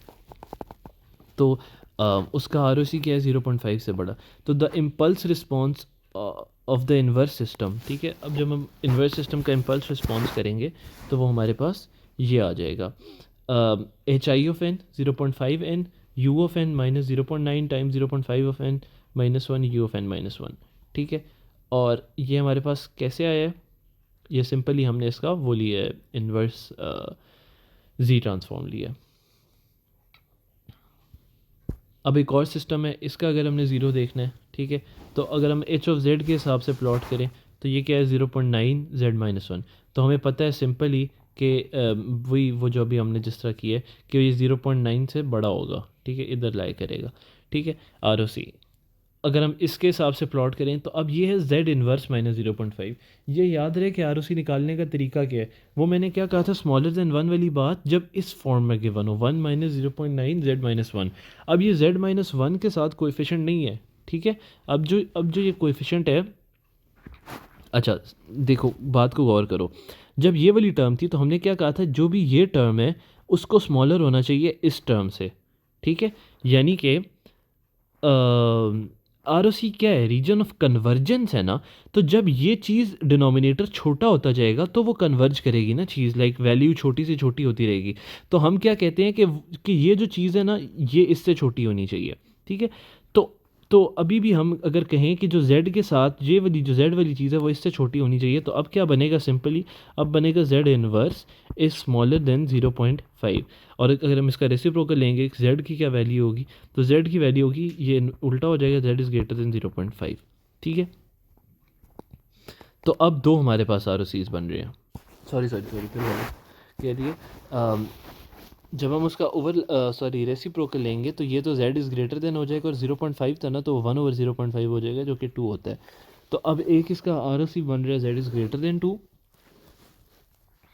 ये अब एक 2 पे बन रही है चीज़ और एक 0.9 पे बन रही है, 0.9 पे बन रही है और एक दूसरी 2 पे बन रही है। तो एक आर बन रहा है इधर, ठीक है, या फिर इस साइड पे, और एक 0.9 से बड़ा बन रहा है। ठीक है, सो there are two possible region of convergences, z is smaller than 2 and z is greater than 2। ठीक है, in this case however both regions overlap with z is greater than 0.9, so both are valid inverse systems। ठीक है, the corresponding impulse response for an ROC is z is smaller than 2।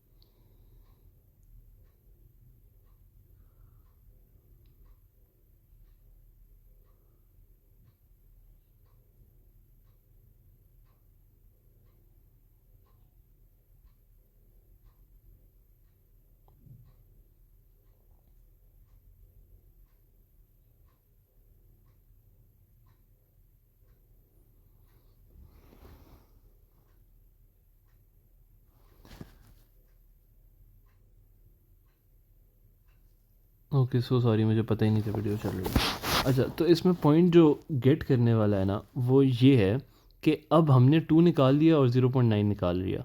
अब इसके अंदर ये side भी बन सकती है, ये साइड भी बन सकती है, और जो 0.9 है उसके हिसाब से अगर हमने ओवरलैप देखना है तो हम ये साइड, अगर हम राइट पे इसका राइट कंसिडर करेंगे ओवरलैप, ठीक है, तो अब उसमें टू के लिए हम छोटा लें आर ओ सी, मतलब इसके हिसाब से अगर हम z is smaller than two लें तो भी ओवरलैप आ रहा है इस पोर्शन का, और z is greater than two लें तो भी यहाँ तक इन्फिनिट के बाद ये इस पोर्शन के बाद जाके ओवरलैप ही कर रहा है ना।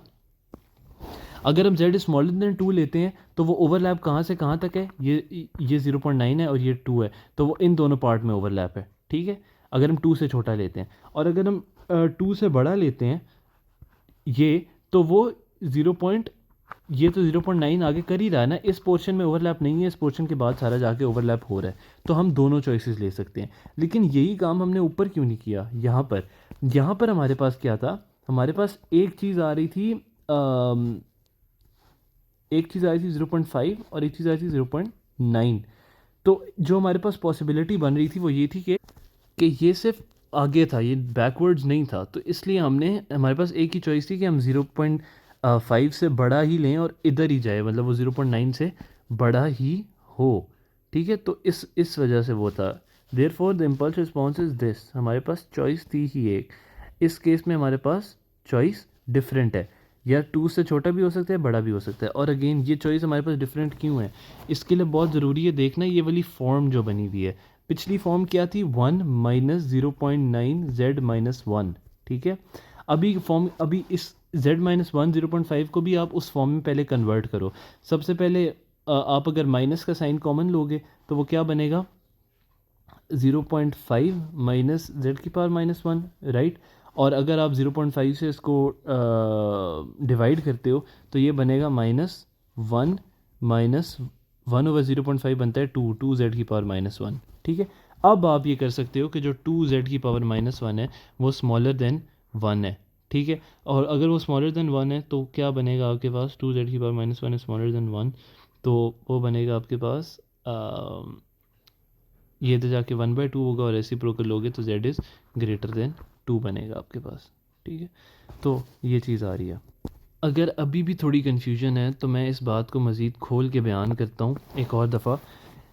इसका रीजन ऑफ कन्वर्जेंस क्या है, एच ऑफ जेड का, एच ऑफ जेड का रीजन ऑफ कन्वर्जेंस है 0.9 से ग्रेटर, ठीक है।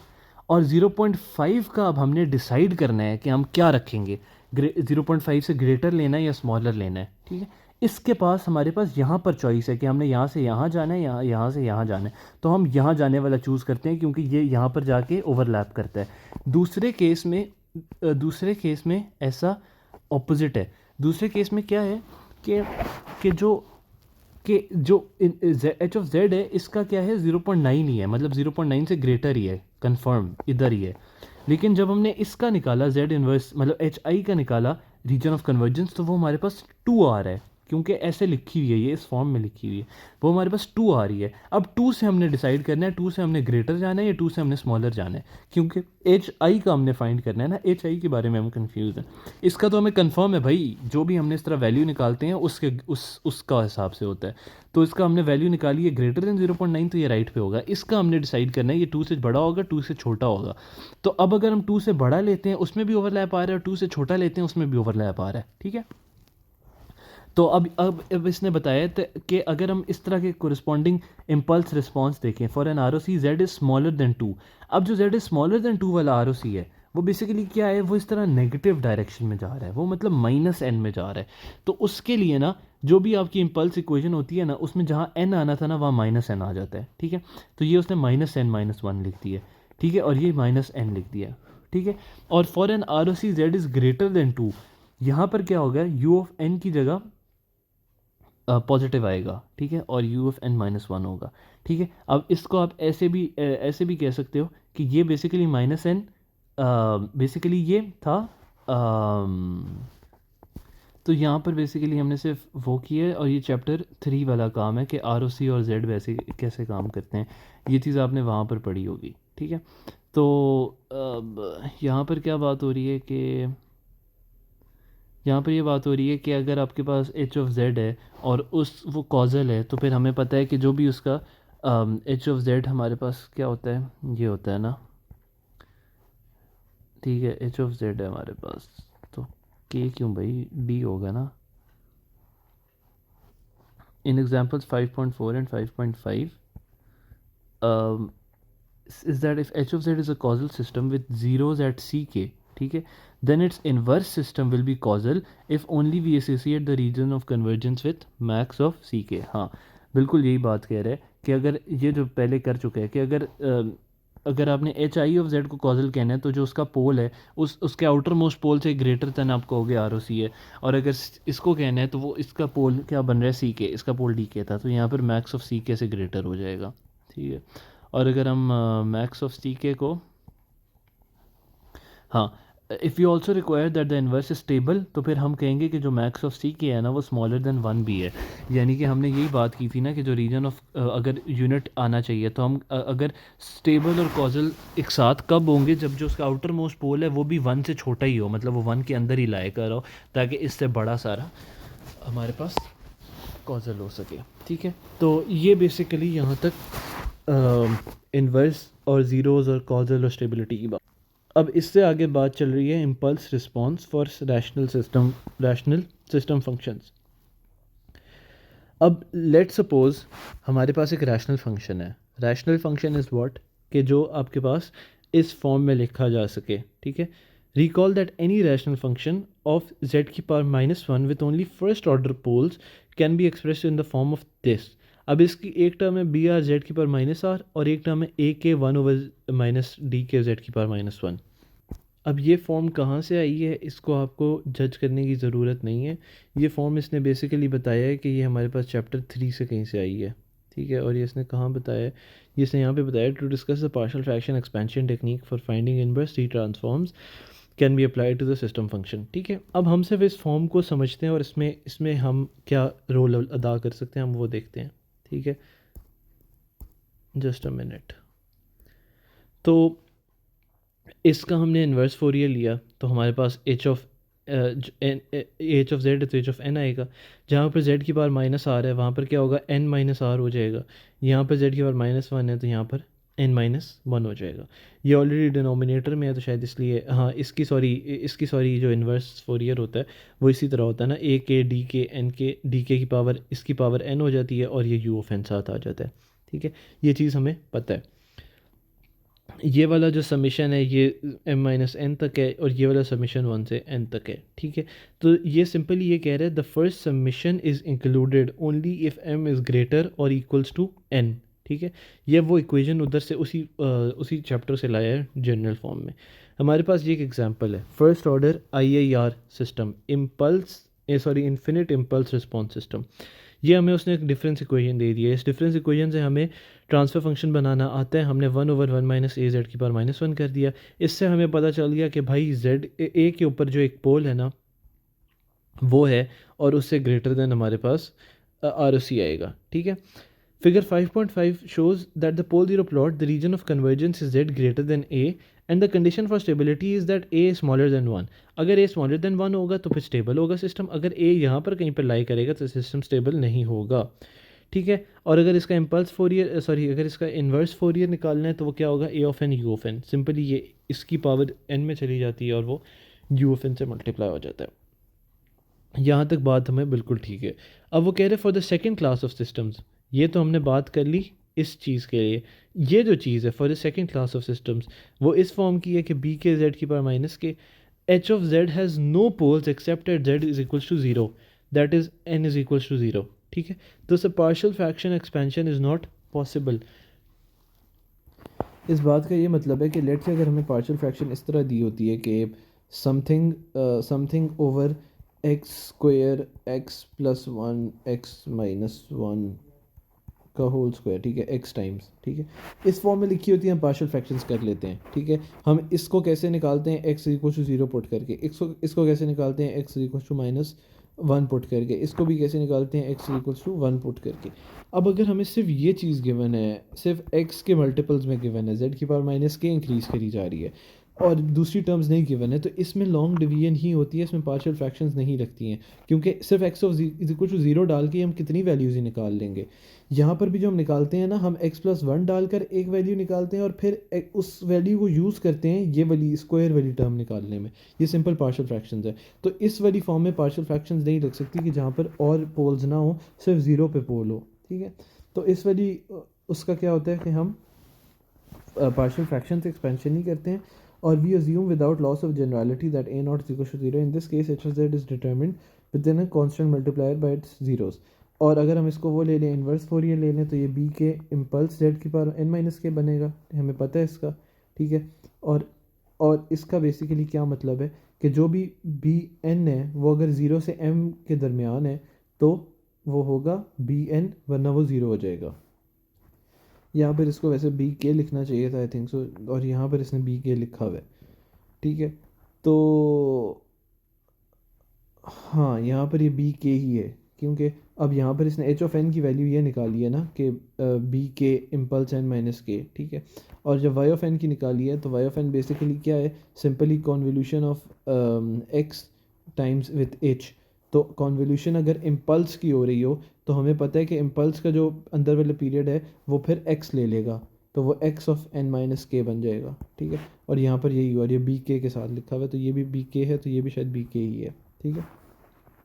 तो ये हमें एक simple F I R system दे रहा है, ठीक है, वाई ऑफ एन। अब अगर हम सॉरी सिंपल सिस्टम दे रहा है, अगर हम एफ आई आर सिस्टम की बात करें which is finite impulse response system. अब ये एफ आई आर और आई आई आर में क्या फ़र्क है, आई आई आर सिस्टम में ना आपके पास ये वाली टर्म ज़ीरो होके इन्फिनिट रिस्पॉन्स बना रही होती है, क्योंकि पोल है ना, राइट। पोल है तो वो पोल जब ज़ीरो हो रहा है तो पोल इज़ बेसिकली इन्फिनिट बना रही है उसको, ठीक है। एंड एफ आई आर की है फाइनाइट इम्पल्स रिस्पॉन्स, कि जो इम्पल्स है ना उसके पास सिर्फ ज़ीरो होगा, जब उसके पास सिर्फ ज़ीरो होगा तो वो एफ आई आर बनेगी, और एफ आई आर बेसिकली सिर्फ फाइनाइट होगी, क्योंकि वो ज़ीरो बना रही है ना। अगर न्यूमरेटर में ज़ीरो हो जाए तो वो फाइनाइट ही रहता है हमेशा। तो अब हम इसका निकाल रहे हैं पोल, ठीक है। अच्छा, जब ए ऑफ एन हमें पता होता है, इसका अगर हम इन्वर्स फोरियर लेते हैं, सॉरी अगर हम इसका जेड ट्रांसफॉर्म लेते हैं तो वो ऐसे लेते हैं हम, ए ऑफ एन जेड की पावर माइनस एन। फिर जब हम इसको करते हैं पावर लेते हैं तो वन माइनस ए जेड की power minus one, one minus A M plus one Z की power minus M plus one बनती है। और ये वाली चीज़ क्यों बनती है, ये तब बनती है जब हमें पता होता है कि A is greater then one. 2 minute के लिए इस बात को सोचें। अब अगर A is greater then one है तो जो जो ये वाली टर्म है वो बड़ी होती जा रही है। जब ये वाली टर्म बड़ी होती जा रही है तो एक टाइम आएगा कि वो माइनस में बड़ी होती जाएगी, और जब माइनस में बड़ी होती जाएगी तो वो मतलब वो कन्वर्ज दूसरी तरह करेगी। तो उसका उसका फार्मूला ये होता है क्रिएट कैलकुलेट करने का, ये ज्योमेट्रिक सम का फार्मूला है बेसिकली। और ज्योमेट्रिक सम में अगर A is smaller then one होता है तो इसका मतलब है कि ये वैल्यू मज़ीद छोटी होती जाएगी, और वो होगा तो हम हमारा सिंपल वो फार्मूला बन जाता है one over one minus A R, ठीक है। तो ये फार्मूला होता है when A is smaller then one, और जब ए ग्रेटर देन वन होता है तो वो ये वाला फार्मूला होता है जो यहाँ लिखा हुआ है, one minus A M plus one Z की power minus M plus one, ठीक है। और ये हमें कैसे पता है कि इसने बोला है कि जो एन है वो ज़ीरो से पॉजिटिव ही है, मतलब ज़ीरो से बड़ा ही है। अगर ये ज़ीरो से छोटा होता तो फिर हम कह सकते थे यार कि अच्छा ए की पावर कम होती जा रही है, जब ए की पावर कम होती जा रही है तो वो छोटा होता जाएगा नंबर। तो इसलिए हमारे पास ये वाला फार्मूला है, ये अब ज्योमेट्रिक प्रोग्रेशन वाला फार्मूला है। इसको मैं क्या ही एक्सप्लेन करूँ।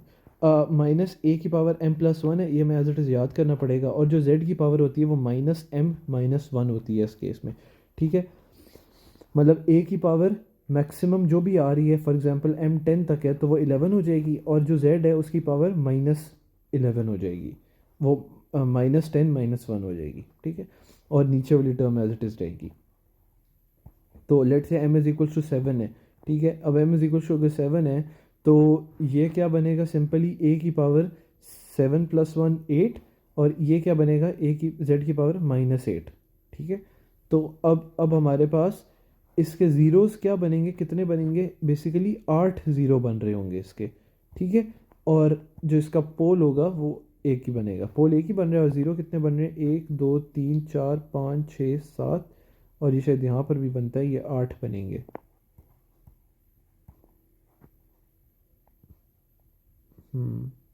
नहीं सॉरी, एन की पावर वो है ना 7 है, तो वो 7 ही बनेंगे, लेकिन इस फॉर्मूला में हमारे पास वो ये वाली एवेल्यूएशन करके वो आएंगे। तो ये हमारे पास बेसिकली 7 ज़ीरोज़ बन रहे हैं क्योंकि m की पावर 7 है, 1 2 3 4 5 6 7 8। और 8 कैसे बेसिकली हैं, वो एक n इज इक्वल टू 0 पे भी है ना, तो एक 0 यहाँ पर बनेगा, फिर एक n इज इक्वल टू 1 पे, 2 पे, 3 पे, तो ये 7 तक जाएगा ऐसे। ठीक है, अब इसमें कोई लॉजिक लगाने की ज़रूरत नहीं है, ये एज इट इज़ है, इसको सिर्फ एब्जॉर्ब करें एंड मूव ऑन। अब वाई ऑफ एन अगर हो तो ये हमें पता है सिंपल कॉन्वोल्यूशन करके लिखा हुआ है, और डिफरेंस इक्वेशन में हम इस चीज़ को ऐसे लिख सकते हैं कि y of n minus a y of n minus one is equal x of n minus A M plus one x of n minus one. ठीक है, ये क्या है, ये सिंपली इस वाली इक्वेशन को इसने खोल के लिखा है। अगर ये है मेरे पास y ओवर x, ठीक है, तो जब मैं इसको क्रॉस मल्टीप्लाई करूँगा तो ये y के साथ चला जाएगा और ये x के साथ चला जाएगा, और फिर जब मैं इसको खोल के लिखूँगा तो ये 1 मल्टीप्लाई हो रहा है, राइट। तो वो 1 का क्या मतलब है, बेसिकली y ऑफ n। ठीक है, और ए माइनस ए की पावर z माइनस वन है, ए की पावर z माइनस वन का क्या मतलब है, ए इधर मल्टीप्लाई हो जाएगा, z की पावर माइनस वन का क्या मतलब होता है, y of n minus one, right.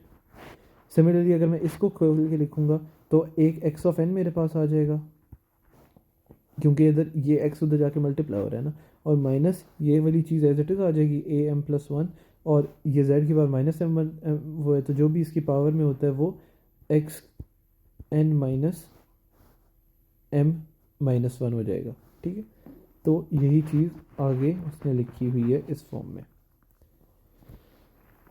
अच्छा जी, बिल्कुल ठीक है। एक चीज़ का जो ख्याल रखना है ना वो ये है कि जब हम उसको ट्रांसलेट करते हैं ना उसमें, तो हम z की पावर माइनस जो ये चीज़ होती है ना उसको n के साथ माइनस में लिखते हैं, y ऑफ n के साथ माइनस में। ठीक है, अब इस वाले केस में ये जो z की पावर है वो हम क्या लिखेंगे इधर, हम अगर आप इस माइनस एम माइनस वन को वही कंसिडर करोगे ना, तो आप तो लिख दोगे y n की पावर माइनस और माइनस एम माइनस वन, तो ये तो कोई प्लस बन जाएगा और ये गलत हो जाएगा। तो आपने पहले माइनस कॉमन लेना है और फिर जो ये चीज़ बचेगी ना उसको बेसिकली माइनस के साथ लिखना है। जब हम माइनस कॉमन लेंगे तो हमारे पास m प्लस वन बचेगा। अब जब हम इस m प्लस वन को माइनस के साथ लिखेंगे ना y ऑफ y में, ठीक है, तो ये बचेगा n minus m minus one, जो कि बेसिकली नीचे है। ठीक है, अब हमारा इस आज का लास्ट टॉपिक है which is like frequency response for rational system functions. इसकी मुझे अभी तक जो ऊपर तक पढ़ा है उसकी थोड़ी सी एग्जांपल्स टाइप भी थी, न्यूमेरिकली कैसे होगा, इसकी न्यूमेरिकल वेटेज इतनी नहीं है, तो इसको प्लीज़ कॉन्सेप्ट ही गेन करना है। ठीक है, अब हमने थोड़ी देर पहले ऊपर ये वाली टर्म्स हम पढ़ के आए हुए हैं, उसमें क्या होता था, z की पावर माइनस के होता था। अब उसने बोला है कि it is evaluated at R is equals to one unit circle के लिए। z क्या होता है, z होता है is equals to R times E की पावर माइनस जे ओमेगा के। अब जब मैं r को 1 कर दूंगा 1, तो मैं z को सिंपली किससे रिप्लेस कर सकता हूँ, e की पावर माइनस जे ओमेगा के से। वही उसने यहाँ पर किया है। ठीक है, तो h e की पावर जे ओमेगा ये हो जाएगा, और अगर h और z लिखना हो तो सिंपली इसकी जगह z की पावर माइनस के आ जाएगा। ठीक है, तो ये उसने सिंपली वो किया हुआ है। अब ये क्या है, अगेन रेशो ऑफ पोलिनोमियल्स है to determine the magnitude phase and group delay associated with the frequency response. अब रिस्पॉन्स का क्या मतलब होता है, रिस्पॉन्स का ये मतलब होता है कि हम फ्रीक्वेंसी डोमेन में एक रैशनल सिस्टम के रिस्पॉन्सेस को देखना चाह रहे हैं, और अभी हमारे पास 3 किस्म के रिस्पॉन्सेस हैं। एक मैग्नीट्यूड रिस्पॉन्स हो सकता है, राइट, कि उसका मैग्नीट्यूड कैसा वेरी कर रहा है अगर रैशनल सिस्टम को मैं दे रहा हूँ।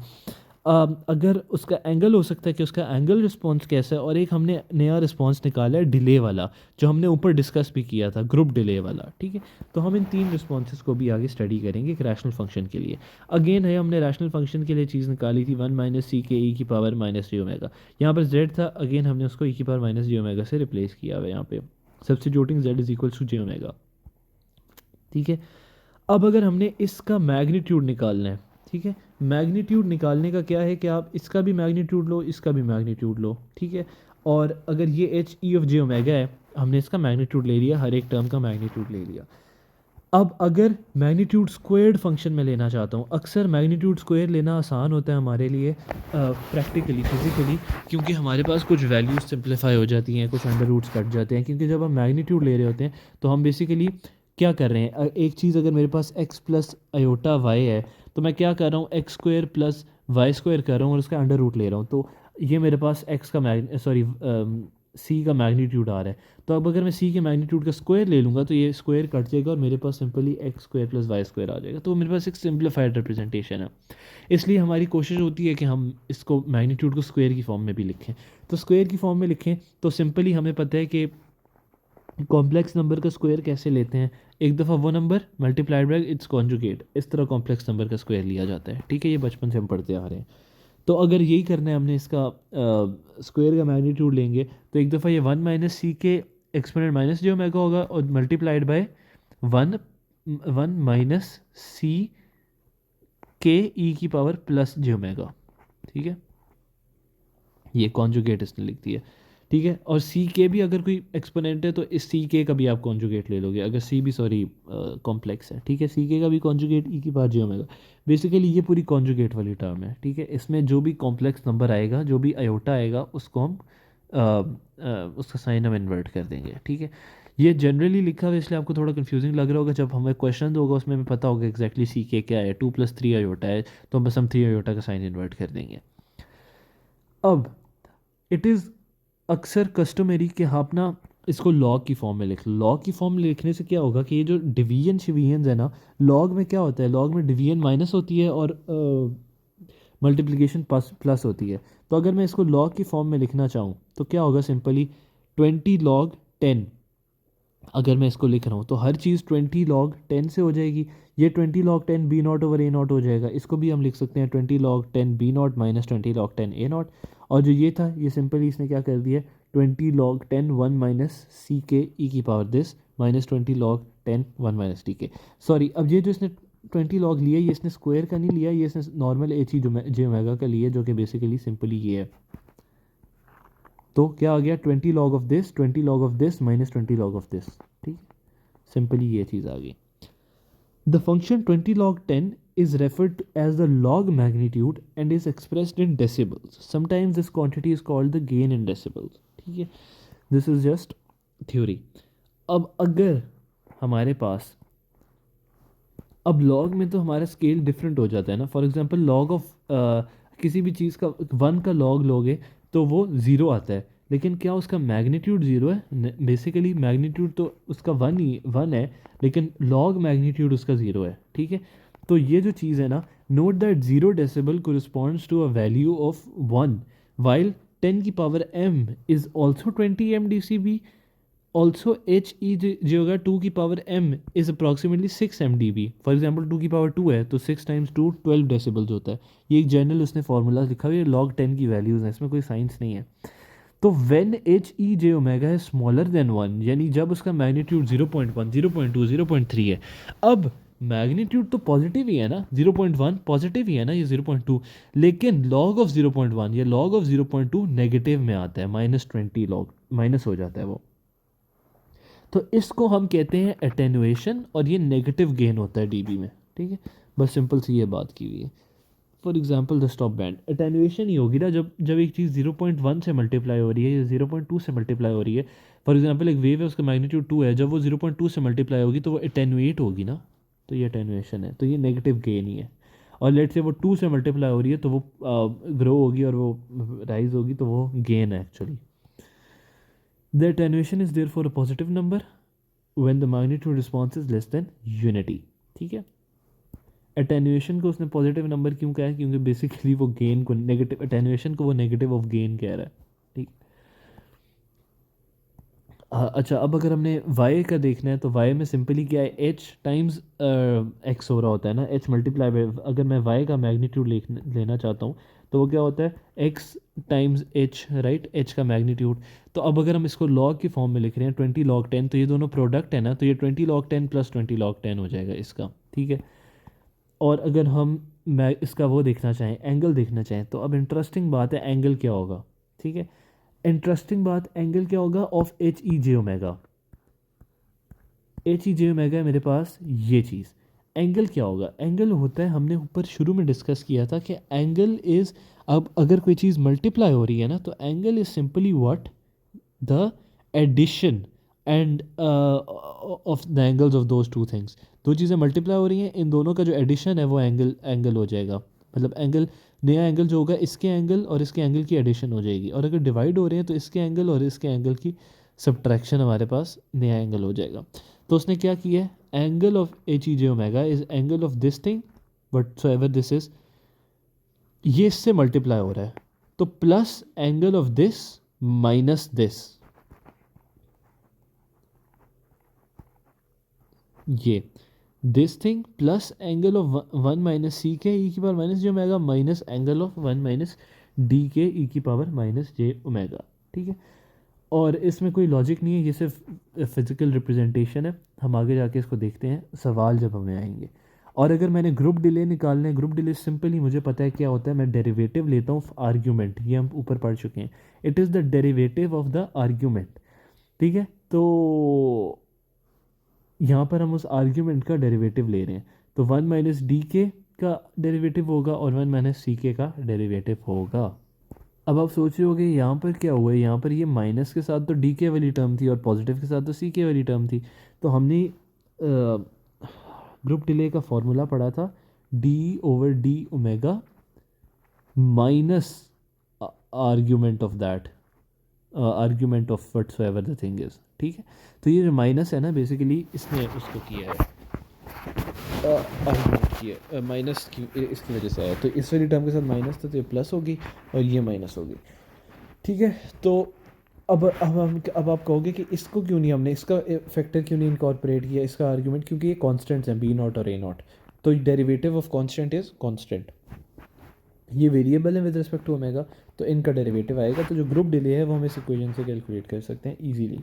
ये एक और उसकी इक्वलेंट एक्सप्रेशन है, और इसमें सिंपली क्या है कि अब अगर ये चीज़ हमारे पास एक कॉम्प्लेक्स नंबर है, ठीक है, तो जो इसका रियल है, अब डी के मैग्नीट्यूड को स्क्वायर माइनस रियल कर लो, वन प्लस डी के magnitude square minus real this, और सिंपली दैट, ये आप एक और इस तरह ग्रुप डिले निकाल सकते हो, लेकिन ये आपको याद करने की ज़रूरत नहीं है, डेरिवेटिव वाली आसान।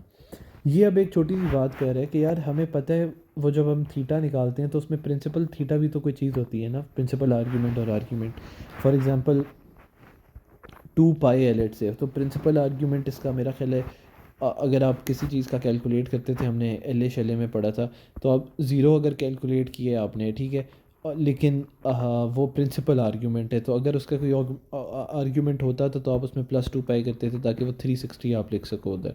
तो ये वही वाली उस तरह वाली बात है कि when the angle of complex number is computed with use of an arc tangent subroutine on a calculator, arc tangent के लिए 360 भी बराबर है और 0 भी बराबर है, तो वो 0 पे भी एक वैल्यू दे रहा है, 360 पे भी एक वैल्यू दे रहा है, तो हमें क्या पता है एंगल 360 है या 0 है। ठीक है, तो ये वो वाली बात है, तो हमें आर्क टेंजेंट पे हमेशा हमारे पास 0 आएगा, तो जब अगर उसकी कोई करेक्शन करनी है ना, या 360 प्लस करना है माइनस करना है, तो वो हम खुद से करते हैं। तो प्रिंसिपल आर्ग्यूमेंट हमेशा प्रिंसिपल चीज़ होती है। The principal value is obtained, the principal value of the phase H E J omega is denoted as this, जिस तरह से उसकी रेंज क्या होगी, -पाई से पाई। अब हमने अगर उसको 0 से 2 पाई में स्केल करना है, तो फिर हम खुद से उसकी वैल्यूज़ में एडिशन करेंगे या सब्ट्रैक्शन करेंगे। ठीक है, any other angle that gives the correct complex value of the function can be represented in the forms of this.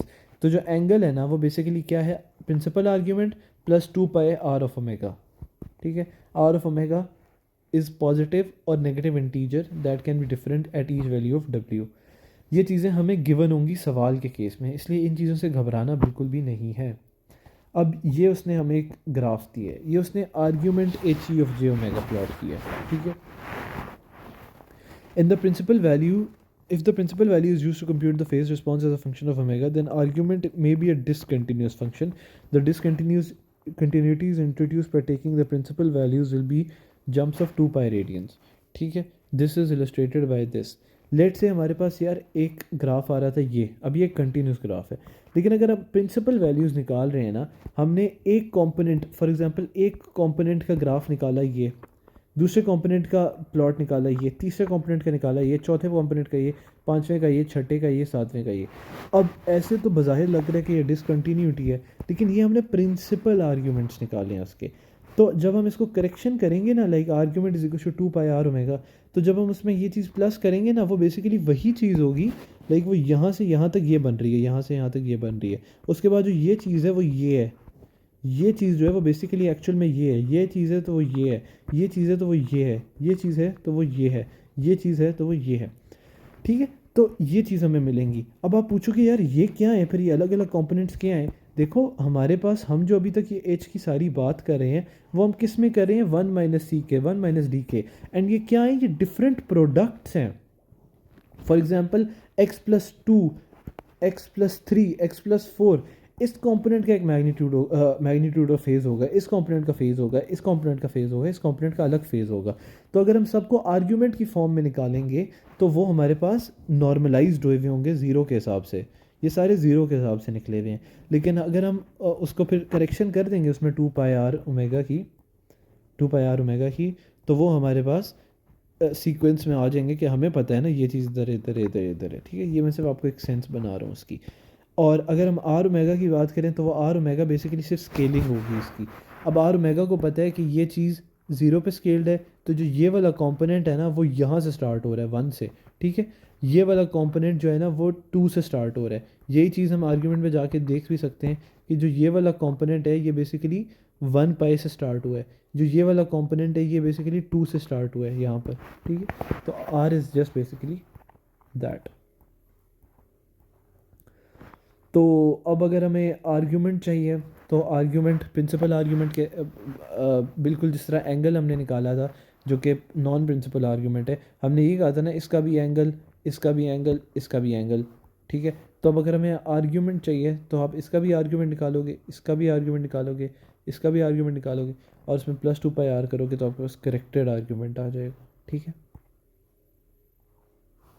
ये उससे थोड़ी अंग्रेज़ी मारने की कोशिश की है कि the last term plus two power is required here because in general the principal value of sum of angles is not equal to the sum of principal values of individual angles. इसकी आम ज़ुबान में यही वाली बात है कि जो आर्क टैन है वो 360 के लिए भी एक ही वैल्यू निकालेगा, ज़ीरो के लिए भी एक ही वैल्यू निकालेगा। अब एंगल तो हमारा 360 था ना, मतलब उसने यू रोटेशन एक क्रॉस कर ली थी ना, तो हमने अगर एक ट्रू रिप्रेजेंटेशन देनी है तो वो उस तरह आएगी। अच्छा, और आर्ग्यूमेंट वैसे निकलता कैसे है कि जो भी एच है ना आपके पास, एच फ्रीक्वेंसी वाला, उसका जो इमेजनरी कंपोनेंट होता है ओवर रियल कंपोनेंट। ये वही वाली बात है, अगर एक्स प्लस वाई आयोटा है हमारे पास तो इसका एंगल किस तरह हम निकालते थे, इसका एंगल हम निकालते थे tan inverse which is like arc tan Y over X, ठीक है, सिंपल इज़ दैट। तो ये वही वाली बात है बिल्कुल, इसका imaginary part over real part. और अगर आपने ग्रुप डिले निकालना है तो ये simply minus D over D omega argument हो जाएगा। अगेन आर्ग्यूमेंट क्या है, arc tan of imaginary over real, ठीक है। Except the discontinuities jumps between plus pi minus pi, ठीक है, ठीक है। बेसिकली सारी फजूलियात ही हैं, और जो बेसिक कॉन्सेप्ट है मैंने आपको बता दिया कि आपने एंगल निकालने हैं। अगर आप आर्क टैन से निकाल रहे हो तो फिर आपने टू पाई आर वाली उसके अंदर करेक्शन करनी है, और अगर फिर आपने ग्रुप डिले निकालना है तो simply minus D over D omega जो आपने एंगल निकाला है वो, दैट इज़ इट, ठीक है। ये 5.3.1 है जिसमें फ्रीक्वेंसी रिस्पॉन्स है सिंगल ज़ीरो और सिंगल पोल आप पढ़ेंगे, ठीक है। अब हमारे पास एक ये फंक्शन आया है basically, time invariant system with rational systems functions, it is worthwhile to first examine the properties of a single factor of the form this, ठीक है। अब अगर ये मेरे पास फैक्टर है h is equal to this है, इसका अगर मैं निकालना चाहता हूँ फेज़, स्क्वायर्ड फेज़ निकालना चाहता हूँ, सॉरी मैग्नीट्यूड निकालना चाहता हूँ स्क्वायर्ड, तो क्या होगा बेसिकली, ये वाली टर्म मल्टीप्लाई बाय इसका कॉन्जुगेट, हम ये चीज़ पढ़ चुके हैं। तो आर ई की पावर यहाँ जे थीटा था तो माइनस जे थीटा हो जाएगा, ये ओमेगा था तो ये प्लस हो जाएगा। इन दोनों को मल्टीप्लाई करेंगे आपस में तो one plus R square minus two R cos omega minus theta ये बन जाएगा। मतलब ये सॉल्व करके मैं, मुझे ज़रूरत है, मतलब सिंपली बस सिर्फ मल्टीप्लाई होगा, ये वन वन से मल्टीप्लाई होगा, ये आर ई की पावर थीटा एक दफ़ा इससे मल्टीप्लाई होगा, फिर इससे मल्टीप्लाई होगा, और सिमिलरली वन इससे एक दफ़ा मल्टीप्लाई होगा, तो हमारे पास ये चीज़ आ जाएगी आर स्क्वेयर, मतलब हाँ आई सपोज आ जाएगी। अगर नहीं आ रहा होगा तो you can ask always. For complex quantity हम ऐसे लिख सकते हैं ना, 10 log 10 c की power square which is basically कि जो लॉग में जो पावर होती है वो तो जाकर मल्टीप्लाई हो जाती है, तो ये 20 log 10 c की पावर हो जाएगी, ठीक है। तो जो 20 log 10 1 माइनस दिस है that is equals to 10 log 10, ये जो स्क्वायर वाली टर्म्स है वो हमने कंप्यूट जो की हैं उसका इक्वल होगा, राइट। इसमें कोई कन्फ्यूजन वाली बात तो नहीं है ना, लाइक सिंपली हमने स्क्वायर किया है इसको, ठीक है, इसको स्क्वायर किया है। तो अब अगर इसका मैंने 20 log 10 निकालना है तो मैं ऐसे भी तो कर सकता हूँ ना, मैं 10 log 10 करूँ इसके स्क्वायर का, जो कि ये बात है, 10 log 10 किया इसके स्क्वायर का, 10 log 10 किया इसके स्क्वायर का, जो कि ये है, ठीक है। The principal value phase for such a factor is, ठीक है, इसका आर्ग्यूमेंट आपने निकाल लिया ये। अब ये आपके पास कैसे आया है? ये आपके पास ऐसे आया है कि आपने क्या कहा है, 1 - r e j theta e⁻j⁻, ठीक है। आपने कहा ये आपके पास वो है आपका, सॉरी,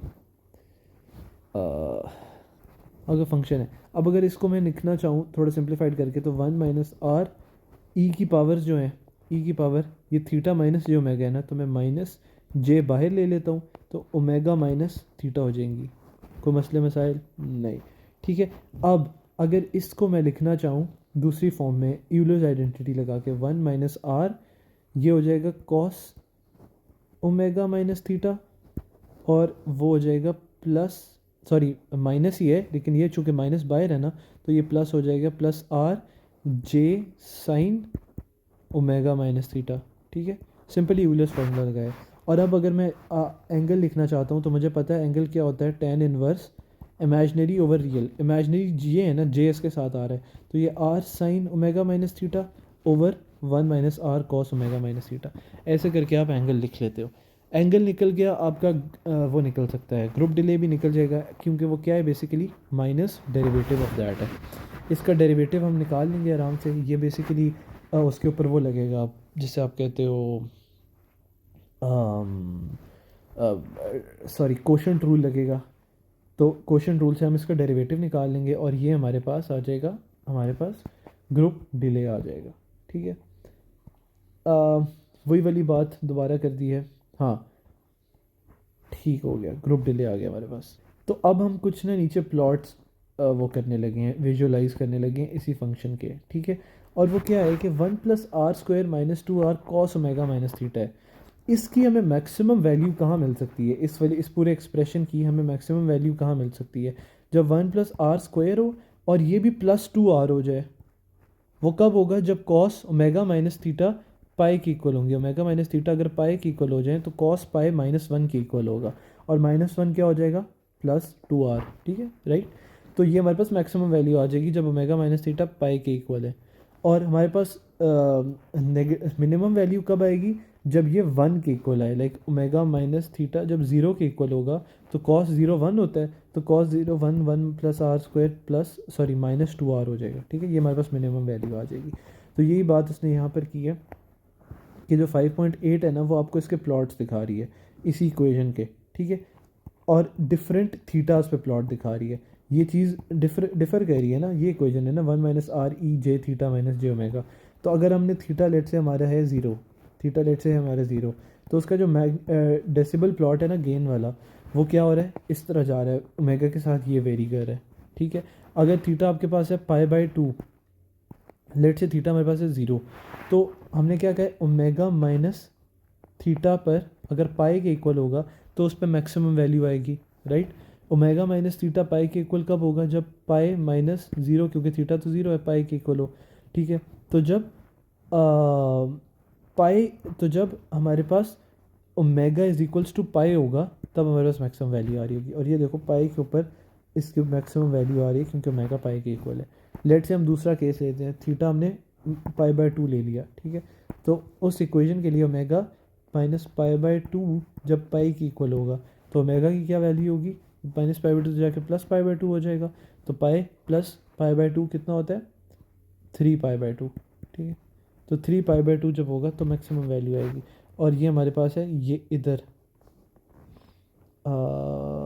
हाँ ये वाला है ना, 3π/2 होता है ना 1.5, तो वो तकरीबन ये, सॉरी, तो वो है तकरीबन यहाँ पर, ये इसकी मैक्सिमम वैल्यू आ गई। और तीसरा है, जब थीटा इज इक्वल टू पाई है, तो थीटा इज इक्वल टू पाई है, तो ओमेगा जब 0 होगा तब उसकी मैक्सिमम वैल्यू आएगी। और ये जब ओमेगा ओमेगा जब ज़ीरो आ रहा है तो उसकी मैक्सिमम वैल्यू आ रही है। तो ये सिंपली ये वाली बात उसने की थी। अगर हम इसका फेज़ प्लॉट देखना चाहें तो फेज़ प्लॉट हमारे पास किस तरह आ रहा है, आर्ग्यूमेंट इस इक्वेशन से आ रहा है हमारे पास। तो ये इक्वेशन हमारा डिटर्मिन करेगी कि इसका फेज़ किस पॉइंट के ऊपर क्या है at different values of omega. हम ये चीज़ वैसे विटनेस कर सकते हैं कि जब ओमेगा ज़ीरो है तो ये आ रहा है, जब ओमेगा पाई बाय टू है तो ये पाई बाय टू से स्टार्ट हो रहा है, और जब पाई है थीटा, सॉरी थीटा जब पाई है तो फिर ये पाई से इसका फेज़ स्टार्ट हो रहा है। ठीक है, स्टार्टिंग वैल्यू। इसको आप यहाँ से भी देख सकते हो, ये बेसिकली क्या है, ये ओमेगा माइनस थीटा है ना। तो जब आपका थीटा ज़ीरो है तो ओमेगा माइनस ज़ीरो, तो ये बेसिकली इसी से स्टार्ट हो जाएगा। जब ये पाई बाय टू है तो ये पाई बाय टू से स्टार्ट हो रहा है, और something like that. Basically delay आ रहा है ना, दैट इज़ इट। तो ये हमारे पास डिलेज आ गए, और ये हमारे पास एंड पे वो ग्रुप जो डिले है ना, उसका प्लॉट है। Group delay is what, derivative. तो ये हमारे पास इस चीज़ का प्लॉट है। अब ये चीज़ें थोड़ी खौफनाक लग रही हैं, जब सवाल होंगे ना उसमें हमारे पास एग्जैक्ट आर की भी वैल्यू होगी, थीटा की भी वैल्यू होगी, तो वो चीज़ें काफ़ी आसान हो जाएंगी, फिर सिर्फ ओमेगा रह जाएगा वेरिएबल। अच्छा, अब अगर हम इसको देखें तो जब theta is equal to zero है, ठीक है, ठीक है। अच्छा, एक चीज़ मैं बताना भूल गया, इसमें ना इसने R is equal to 0.9 put करके ये सारे फंक्शंस बनाए हैं, ग्राफ्स बनाए हैं। ज़ाहिर है आर को भी 0.9 पुट कर दिया, थीटा की भी वैल्यू हमें पता चल गई, तो सिर्फ ओमेगा रह गया ना।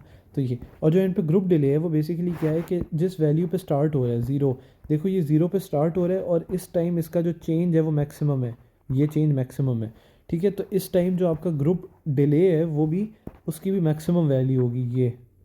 ठीक है, ये मैक्सिमम वैल्यू आ रही है उसकी। ठीक है, ज़ीरो के ऊपर ये मैक्सिमम वैल्यू है, नेगेटिव में है क्योंकि माइनस डी ओमेगा है ना, तो ये नेगेटिव में मैक्सिमम वैल्यू है, और उसके बाद जाके वो कांस्टेंट हो रही है क्योंकि चेंज कांस्टेंट हो रहा है। सिमिलरली ये पाई बाय टू पे मैक्सिमम चेंज आ रहा है, तो ये इसका जो डिप आ रहा है ना, ये बेसिकली जो छोटा डॉट और बड़ा डॉट है ना, ये पाई बाय टू है, छोटा डॉट बड़ा डॉट पाई बाय टू, इसका डिप यहाँ पे आ रहा है, और जो तीनों बड़े डॉट्स हैं वो पाई वाली चीज़ है, पाई पे हो रही है, और ये वापस इधर ज़ीरो पे जा रही है कांस्टेंट। तो ये बेसिकली तीन वेव्स ना कुछ यूँ बन रही हैं, ये बन रही है, फिर ये बन रही है, और ये बन रही है।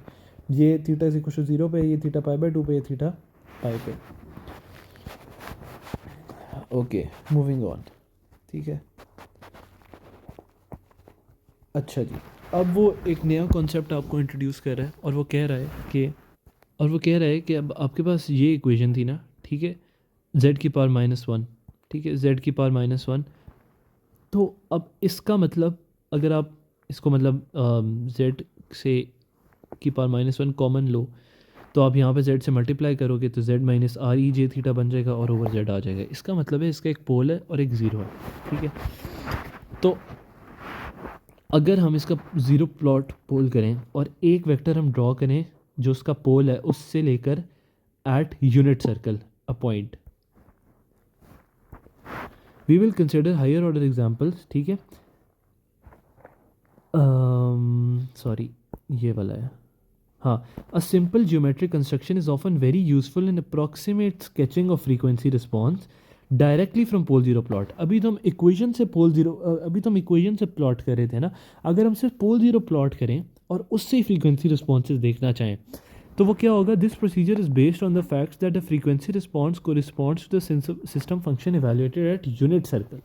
यानी यूनिट सर्कल के ऊपर जो रिस्पॉन्स है ना, यूनिट सर्कल से हम इसकी मदद लेंगे, और वो सिंपली क्या होगा कि जो ज़ीरो होगा ना आपका, ज़ीरो से आप यूनिट सर्कल के एक पॉइंट के ऊपर एक लाइन खींचोगे, और जो भी आपका पोल है, फॉर एग्जांपल ये पोल है आपका, तो पोल से आप उसी पॉइंट पर एक लाइन खींचोगे। अब ये जो दो लाइंस है ना, ये आपको बताएंगी फ्रीक्वेंसी रिस्पॉन्स। अब वो लाइंस आपको कैसे बताएंगी फ्रीक्वेंसी रिस्पॉन्स, यहाँ पर देखो 2 मिनट के लिए, z minus R E J theta. अब इसका ज़ीरो क्या है, z is equals to R E J theta, right. और इसका पोल क्या है, z is equals to zero, इसका पोल है। ठीक है, तो ये बेसिकली वही है, z is equals to zero के ऊपर इसका पोल है, और z is equals to R E J theta के ऊपर इसका वो है, r can be anything, theta can be anything. अब वो चीज़ें हमें ऑब्वियसली गिवन होंगी सवाल में। तो यहाँ से यहाँ एट स्पेसिफिक वैल्यू हमने ड्रॉ कर ली लाइन, और यहाँ से यहाँ हमने स्पेसिफिक वैल्यू पर ड्रॉ कर ली। ये चीज़ बेसिकली यूनिट सर्कल है ना, unit circle is what basically E की power minus J omega, right. E की power minus J omega, R E की पावर माइनस जे ओमेगा होता है ना, आर वन हो गया तो यूनिट सर्कल हो गया, ई की पावर माइनस जे ओमेगा। अब जब ये ओमेगा हमें पता है कि हमने एंगल कितना रखना है, फॉर एग्जांपल ई की पावर -j2 रखनी है, तो e की पावर -j2 हम एग्जैक्टली हमें पता चल जाएगा, अच्छा वो ये वाला पॉइंट बनता है सर्कमफेरेंस पे, ये वाला पॉइंट बनता है, कौन सा पॉइंट बनता है, ठीक है। और वो हमें कैसे पता चलेगा, हम सिंपली इसका ओमेगा से यहाँ से एंगल काटेंगे और जो वो यूनिट सर्कल पे जहाँ पर वो इंटरसेक्ट कर रही होगी हम वो बना देंगे, सिंपल एज दैट, ठीक है। ये तो अभी लकीली एक एक पोल ज़ीरो पर था ना, तो हमें एक लाइन सीधा डायरेक्ट जा रही थी। लेट से हमारे पास ये होता और ये एक यूनिट सर्कल होता, ठीक है। अब एक ज़ीरो यहाँ पर है और लेट से एक पोल यहाँ पर है। अब हमें कौन सा पता है कौन सा पॉइंट हमने लेना है, लेकिन हमें ओमेगा की वैल्यू गिवन होगी ना, तो हम ओमेगा लेट से इतना उसने दिया हुआ है, तो हम एक खुद से लाइन बनाएंगे और इतने ओमेगा लेकर उसको उस पॉइंट के ऊपर पे इंटरसेक्ट करवाएंगे और फिर यहाँ से यहाँ तक एक लाइन बनाएंगे, यहाँ से यहाँ तक एक लाइन बनाएंगे। अब ये दोनों लाइंस हमें हमारा फ्रीक्वेंसी रिस्पॉन्स देंगी। अच्छा, अब वो कैसे देंगी वो हम देखते हैं। अच्छा, V3 सिंपली क्या है, V3 है ज़ीरो से लेकर उस पॉइंट तक लाइन और V1 है पोल से लेकर उस पॉइंट तक लाइन। और V2 क्या है, simple head to tail rule इसने किया हुआ है, तो V2 इज़ लाइक एक मिनट सॉरी क्या था, हाँ V3 is like V1 minus V2, तो V2 is like V1, V2 is like V1 minus V3, ठीक है। V1 और माइनस V3 करें तो ये हेड टू टेल रूल आ जाएगा ना। इस V3 को अगर मैं यूँ डायरेक्ट कर दूँ तो V1 प्लस ये माइनस V3 कर दिया ना मैंने, -V3 इज इक्वल्स टू ये V2 के इक्वल हो जाएगा, ठीक है। खैर ये बनाओ ना बनाओ इतना इंपॉर्टेंट नहीं है। अच्छा, अब इससे हम वो कैसे निकाल रहे हैं, रिस्पॉन्सेज कैसे निकाल रहे हैं। रिस्पॉन्सेज ऐसे आ रहे हैं कि जो एंगल है ना, हमें पता है कि इसका जो एंगल बन रहा है, इसका जो एंगल बन रहा है वो ओमेगा बन रहा है, ठीक है। और जो इसका एंगल हम बना रहे हैं ये यूँ नीचे जा रही है ना, तो इसका जो एंगल बन रहा है वो θ3 बन रहा है, ठीक है। अगर हम एंगल प्लॉट करें, ये डाउनवर्ड जा रही है ना, और इसका जो एंगल बन रहा है वो लेट से θ1 प्लॉट ओमेगा 1 प्लॉट करें। तो अब ये एंगल की हम कैसे निकाल सकते हैं कि e की power j omega minus R E की पावर j थीटा, ठीक है। और वो बेसिकली क्या है कि angle of V3 minus angle of V1 which is like θ3 minus θ1, ये। अब एंगल ऑफ V3 है हमारे पास θ3 और एंगल ऑफ V1 है हमारे पास θ1, तो θ3 माइनस θ1 जो है ना वो इस पूरे रिस्पॉन्स का एंगल होगा, ठीक है। और आगे आगे इस केस में थोड़ा सा बताया जा रहा है कि अगर हमारे पास, हाँ आगे थोड़ी सी जो बात की जा रही है ना वो इसी को मज़ीद थोड़ा समझा जा रहा है कि हमारा जो ज़ीरो बन रहा है, पोल बन रहा है वो इस पे बन रहा है और जो ज़ीरो बन रहा है वो हमारा यहाँ पर बन रहा है, ठीक है। तो लेट से उसने हमें ओमेगा दिया है, लेट से ओमेगा 2 दिया है और ओमेगा 2 देने से जो हमने लाइन काटी है ना वो यहाँ पर बन रही है, ठीक है। यहाँ पर एक पॉइंट बनता है, तो अगर मैं यहाँ से यहाँ इसका ड्रॉ करूँ तो ज़ीरो से इसकी लाइन ये होगी और सॉरी पोल से इसकी लाइन ये होगी और ज़ीरो से इसकी लाइन ये होगी। तो अब अगर इस लाइन का मैग्नीट्यूड देखा जाए, अपना मैग्नीट्यूड लाइन का देखा जाए, तो इस टाइम के ऊपर जो पोल वाली ज़ीरो वाली लाइन है उसका मैग्नीट्यूड काफ़ी ज़्यादा है, ठीक है। यानी जब ओमेगा ज़ीरो के क्लोज़ है, ये अभी ज़ीरो से क्लोज़ है ना, तो जो ये वाली टर्म है ना इसका मैग्नीट्यूड ज़्यादा है। फॉर एग्जांपल अगर ओमेगा बिल्कुल ज़ीरो होता तो वो यहाँ पर बनती ना, और ये वाली जो लाइन होती इसकी ये मैग्नीट्यूड होता काफ़ी ज़्यादा होता, ठीक है। इसका तो तकरीबन कांस्टेंट ही रह रहा है, इसका मैग्नीट्यूड ज़्यादा है। लेकिन अगर ओमेगा लेट से पाए कर दो, ये कर दो, तो ये जो लाइन है इसका मैग्नीट्यूड तो सिर्फ ये बच जाएगा, काफ़ी कम बच जाएगा, ठीक है। तो ये सिर्फ हम थोड़ा सा स्टडी कर रहे हैं, इससे होगा क्या, इससे हमारा मैग्नीट्यूड प्लॉट बनता है। और अगर हम फेज़ की बात करें तो जितना ओमेगा ज़्यादा हो रहा है, ठीक है, लेट से ओमेगा सिर्फ यहाँ तक था, तो इसका फेज़ तो सिंपली यही आएगा, ये है जो भी ओमेगा का फेज़ है वो है 1 इज इक्वल्स टू ओमेगा। और जो इसका फेज़ है, लेट से ओमेगा यहाँ पर है तो इसका फेज़ इतना सा है, ओमेगा अगर यहाँ पर है तो इसका फेज़ इतना हो गया, ओमेगा अगर यहाँ पर है तो इसका फेज़ इतना हो गया, ठीक है। तो इसका मैग्नीट्यूड कम हो रहा है ओमेगा के बढ़ने से और इसका जो फेज़ है वो बढ़ रहा है ओमेगा के बढ़ने से, ठीक। तो ये छोटी सी बात है। और इसकी बेस के ऊपर हम ये वाले ग्राफ्स प्लॉट कर सकते हैं कि पाई के ऊपर मैंने कहा था ना उसका मैग्नीट्यूड सबसे छोटा हो जाएगा पोल का, तो V3 का मैग्नीट्यूड सबसे छोटा हो गया पाई पे और उसका वो बड़ा हो जाएगा, ठीक है। और ये जो बाकी है ना, ये जो डिफरेंट लाइंस है वो इसने आर की डिफरेंट वैल्यूज़ पे दिया हुआ है सिर्फ आपको प्लॉट, क्योंकि आर भी तो वेरी हो रहा है ना, ठीक है। हमने ये इसको क्या V3 को बेसिकली हमने किस लोकेशन पे कहा हुआ है, आर ई जे थीटा पे ना, तो आर वेरी हो रहा है। तो किधर गया V3, एक मिनट सॉरी, हाँ, V3 is equal to R E J theta है ना, तो वो उस पे basically z is equal to R Z minus R E J theta था ना, तो हमने z is equal to R E G theta पे वो बनाया हुआ है। तो इस तरह करके बेसिकली हमारा वेरी कर रहा है। अब अगर हम एंगल की बात करेंगे तो एंगल पाए पे जितना एंगल बढ़ रहा है उतना इसका एंगल भी बढ़ रहा है, जितना ओमेगा बढ़ रहा है, सॉरी ओमेगा बढ़ रहा है तो उसका एंगल भी, मतलब एक मिनट सॉरी, तो ये सिंपल सी वही वाली बात ही है कि इसका मैग्नीट्यूड बेसिकली बढ़ ही रहा है ना, नेगेटिव डायरेक्शन में बढ़ रहा है लेकिन बढ़ रहा है, ठीक है। सॉरी मैग्नीट्यूड कह रहा हूँ, फेज़ जैसे जैसे ओमेगा बढ़ रहा है और वो पाए पे जाके फिर वो रीसेट हो जाता है, फिर वो बढ़ने शुरू हो जाता है, रीसेट हो जाता है, फिर वो बढ़ने शुरू हो जाता है। अब आप इसको इसको डिक्लाइन को, मतलब आप इंक्रीज़ इन, मैं उसकी बात कर रहा था वो, मतलब नेगेटिव बढ़ रहा है, चलो ठीक है। और वो नेगेटिव क्यों बढ़ रहा है हम उसकी भी रीज़न देख लेते हैं कि उसकी रीज़न ये है कि हमारे पास जो फेज़ की इक्वेशन थी वो ये थी ना, θ3 माइनस θ1, तो θ1 तो कांस्टेंट है, तो जैसे जैसे θ3 बढ़ रहा है, ठीक, सो ओमेगा बढ़ रहा है तो θ3 भी बड़ा होता जा रहा है, राइट। तो जब ओमेगा बढ़ रहा है तो θ3 भी बड़ा हो रहा है, तो ये वाली टर्म बड़ी होती जा रही है, ठीक है। एक मिनट, इसको हम यहाँ से भी देख लेते हैं। तो ये तो ओमेगा की इक्वल तो ओमेगा θ3, तो जैसे जैसे ओमेगा बड़ा हो रहा है, ठीक है, और अगर θ3 हमारे पास ऐसे ऐसे बढ़ रहा है तो इसका बिल्कुल लीनियर वो है, देखो ये भी ज़ीरो पे ज़ीरो है, वो भी ज़ीरो पे ज़ीरो है, ठीक है। और ये भी पाए पे वो है और ये पाए पे है -1 पॉइंट तकरीबन 7। और यही होता है ना, पाए होता है ना, पाए इक्वल टू 3.14 होता है रेडियंस। तो अब अगर आप इस पॉइंट के ऊपर देखो, इस पॉइंट के ऊपर ओमेगा की वैल्यू ये है, मतलब ये यहाँ तक गया हुआ है, ठीक है।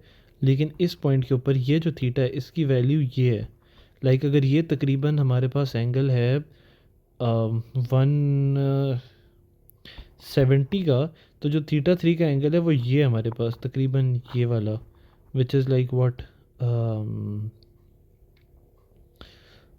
आई डोंट नो 80 90 90 होता है तो ये 100 हो जाएगा, 100, तो 100 माइनस 170 इज़ लाइक 70, ठीक है। इसी तरह ओमेगा बढ़ता जाएगा तो वो इसी रेशो से बढ़ता जाएगा, लाइक वो बढ़ ही रहा है लेकिन ये थोड़ा बढ़ रहा है और ये ज़्यादा बढ़ रहा है। तो चूंकि एंगल का फॉर्मूला बेसिकली θ3 माइनस ओमेगा है और ओमेगा ज़्यादा बढ़ रहा है, तो इसलिए स्लोप है, और वो नेगेटिव है तो वो डाउनवर्ड स्लोप है, ठीक है। लीनियर स्लोप है, डाउनवर्ड स्लोप है, ओमेगा 3 बढ़ ही रहा है। और अब हमने चूंकि इसका डेरिवेटिव लेना है, इसका नेगेटिव डेरिवेटिव लेना है, तो इसके ऊपर चेंज मैक्सिमम है तो इसके ऊपर चेंज में डिप आ रही है, वरना चेंज कांस्टेंट रह रहा है, इस पे चेंज कांस्टेंट रह रहा है तो ये चेंज कांस्टेंट रह रहा है, ठीक है। तो this is as simple as that. ये उसने एक और फंक्शन लिया है। अब उसने बोला है कि अगर पोल पहले अंदर लाए कर रहा था, उससे ज़ीरो पहले अंदर लाए कर रहा था ना, अब उसने कहा है अगर पोल बिल्कुल यूनिट सर्कल के ऊपर लाए कर रहे हैं तो अब क्या सीन होगा। अब अब अगर आप ओमेगा पाई प्लस इस ई पे देखो, इस छोटे से एंगल को उसने ई कह दिया है, ओमेगा पाई प्लस ई पे देखो और ओमेगा माइनस ई पे देखो, ठीक है। तो आपके पास ये वाली लाइन का यही एंगल रह रहा है, और जो ये वाली लाइन है इनका एंगल बिल्कुल थोड़ा सा माइन्यूट सा है, ठीक है। θ3 है और इसका वो है, तो ये चीज़ें हम स्टडी करें, ठीक है। तो delay when r is equals to 1 the group delay is equals to 1/2 everywhere except at omega is equal to theta where it is undefined।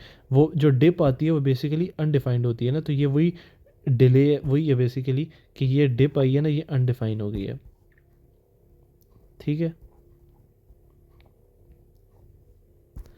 ठीक है, उसने यही सारी बात की है।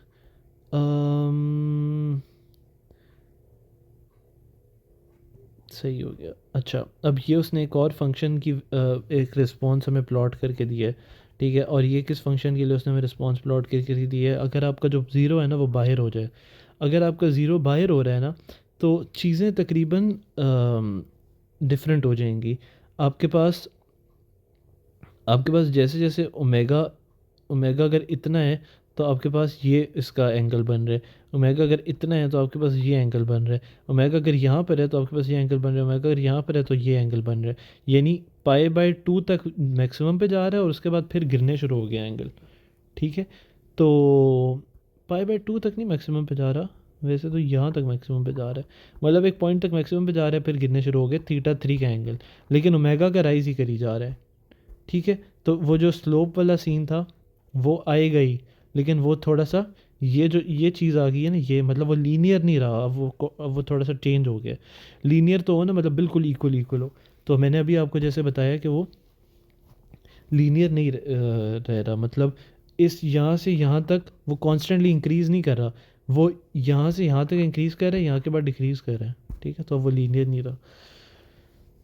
और अगर इसका डिप देखेंगे तो चूंकि ये बाहर है, ठीक है, तो अब इसकी डिप नेगेटिव ऑफ दैट आ रही है, तो ये पॉजिटिव पे आ रही है और बाकी टाइम कांस्टेंट रह रहा है वो।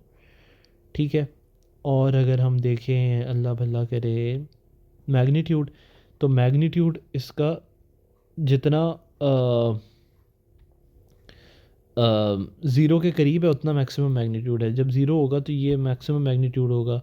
ओमेगा बड़ा हो रहा है तो मैग्नीट्यूड कम हो रहा है, जितना जैसे जैसे ओमेगा बड़ा होता जा रहा है यहाँ पर बिल्कुल कम मैग्नीट्यूड हो जाएगा। ठीक है, तो वो बिल्कुल वैसे ही है कि मैग्नीट्यूड जितना पाई के करीब है उतना मैग्नीट्यूड कम हो रहा है, -20 पे चला गया। ठीक है, और वैसे मैग्नीट्यूड ज़्यादा रह रहा है। ठीक है, अब ये -20 में मैग्नीट्यूड कैसे गया, क्योंकि ये डेसिबल में हमने बात किया था ना, अगर डेसिबल को 0.2 दोगे तो वो -dB गेन दिखाएगा। तो ये बेसिकली है मैग्नीट्यूड पॉजिटिव ही है, लेकिन चूँकि 0 से 1 के दरमियान होगा इसलिए वो माइनस में चला गया। ठीक है, जस्ट टू स्किम डाउन कोई चीज़ रहे तो नहीं, यही है। और अभी ग्रुप डिले का ऊपर जाने की रीज़न, मतलब बाकी अगर उसमें देखें तो नीचे जा रहा है ना, तो उसकी रीज़न जो मुझे लग रही है वो यही लग रही है, इसमें भी नीचे जा रहा है ग्रुप डिले और इसमें भी ऊपर वाले में भी नीचे जा रहा है। ठीक है, उसकी जो मुझे रीज़न लग रही है वो ये है कि जब तक वो अंदर है ना पोल्स, तो पोल भी हर मोमेंट पे आउटवर्ड्स ही डायरेक्टेड है, इधर भी आउटवर्ड्स डायरेक्टेड है, इधर भी आउटवर्ड्स डायरेक्टेड है, इधर भी आउटवर्ड डायरेक्टेड है। Sorry, zero. ठीक है, पोल तो है ही आउटवर्ड ही हर वक्त, ज़ीरो आउटवर्ड डायरेक्टेड ही है। ठीक है, जब वो बिल्कुल एंड के ऊपर है, इसके ऊपर है, तब भी वो काइंड ऑफ आउटवर्ड नहीं, वो इधर इनवर्ड हो रहा है, इधर आउटवर्ड डायरेक्टेड है। ठीक है, लेकिन जब वो नहीं, खैर ये रीज़न नहीं हो सकती, जब वो उन्होंने बाय रखा है तो वो इनवर्ड जा रहा है उसकी तरफ। नहीं, this is probably not the reason as to why this is gone up, this is still my confusion as well, but the point is कि ये जो डेरिवेटिव है इसकी वैल्यू पीक पाई पर ही करेगी। ये हमने बेसिकली ट्रेंड ही हमने शो करना होगा, क्योंकि पाई से अलावा उसका चेंज कांस्टेंट ही रह रहा है, पाई पे उसका चेंज मैक्सिमम हो रहा है, वो जिस भी डायरेक्शन में मैक्सिमम हो रहा है। मतलब अगर इसकी डायरेक्शन ये है, डाउनवर्ड्स है, तो वो इसका स्पाइक अपवर्ड्स बनेगा। ठीक है, क्योंकि नेगेटिव ऑफ एंगल है ना, और अगर इसकी डायरेक्शन अपवर्ड्स है तो उसका स्पाइक डाउनवर्ड्स बनेगा। This is basically that. तो अब इसमें इसकी डायरेक्शन समहाउ नेगेटिव यूँ जा रही है, तो अब ये थोड़ी सी देखने वाली बात है कि कैसे। तो जो मैं सम अप कर पाया हूँ ना, तो जब आर स्मॉलर देन ज़ीरो है तब आपकी इसकी स्पाइक भी डाउनवर्ड बन रही है। ठीक है, और जब आर ग्रेटर देन 1 है, सॉरी आर स्मॉलर देन 1 है, और जब आर ग्रेटर देन 1 है तो इसकी स्पाइक आपकी अपवर्ड्स बन रही है। आर स्मॉलर देन 1 और ग्रेटर देन 1 का ये मतलब है कि जब उसका यहाँ पर कोई ज़ीरो लाई कर रहा है, ये यहाँ पर ज़ीरो लाई कर रहा है, यहाँ पर ज़ीरो लाई कर रहा है, यहाँ पर ज़ीरो लाई कर रहा है, यहाँ पर, तो वो यूँ अपवर्ड स्पाइक बन रही है, और जब बाहर लाई कर रहा है तो उसकी डाउनवर्ड स्पाइक बन रही है। Probably there is some more reason to it, but मुझे वो फ़िलहाल नहीं समझ आ रही। आगे जो है मल्टीपल ज़ीरो एंड पोल्स, वो अभी तक हमने किया नहीं है, so I am gonna conclude this lecture here. Thank you.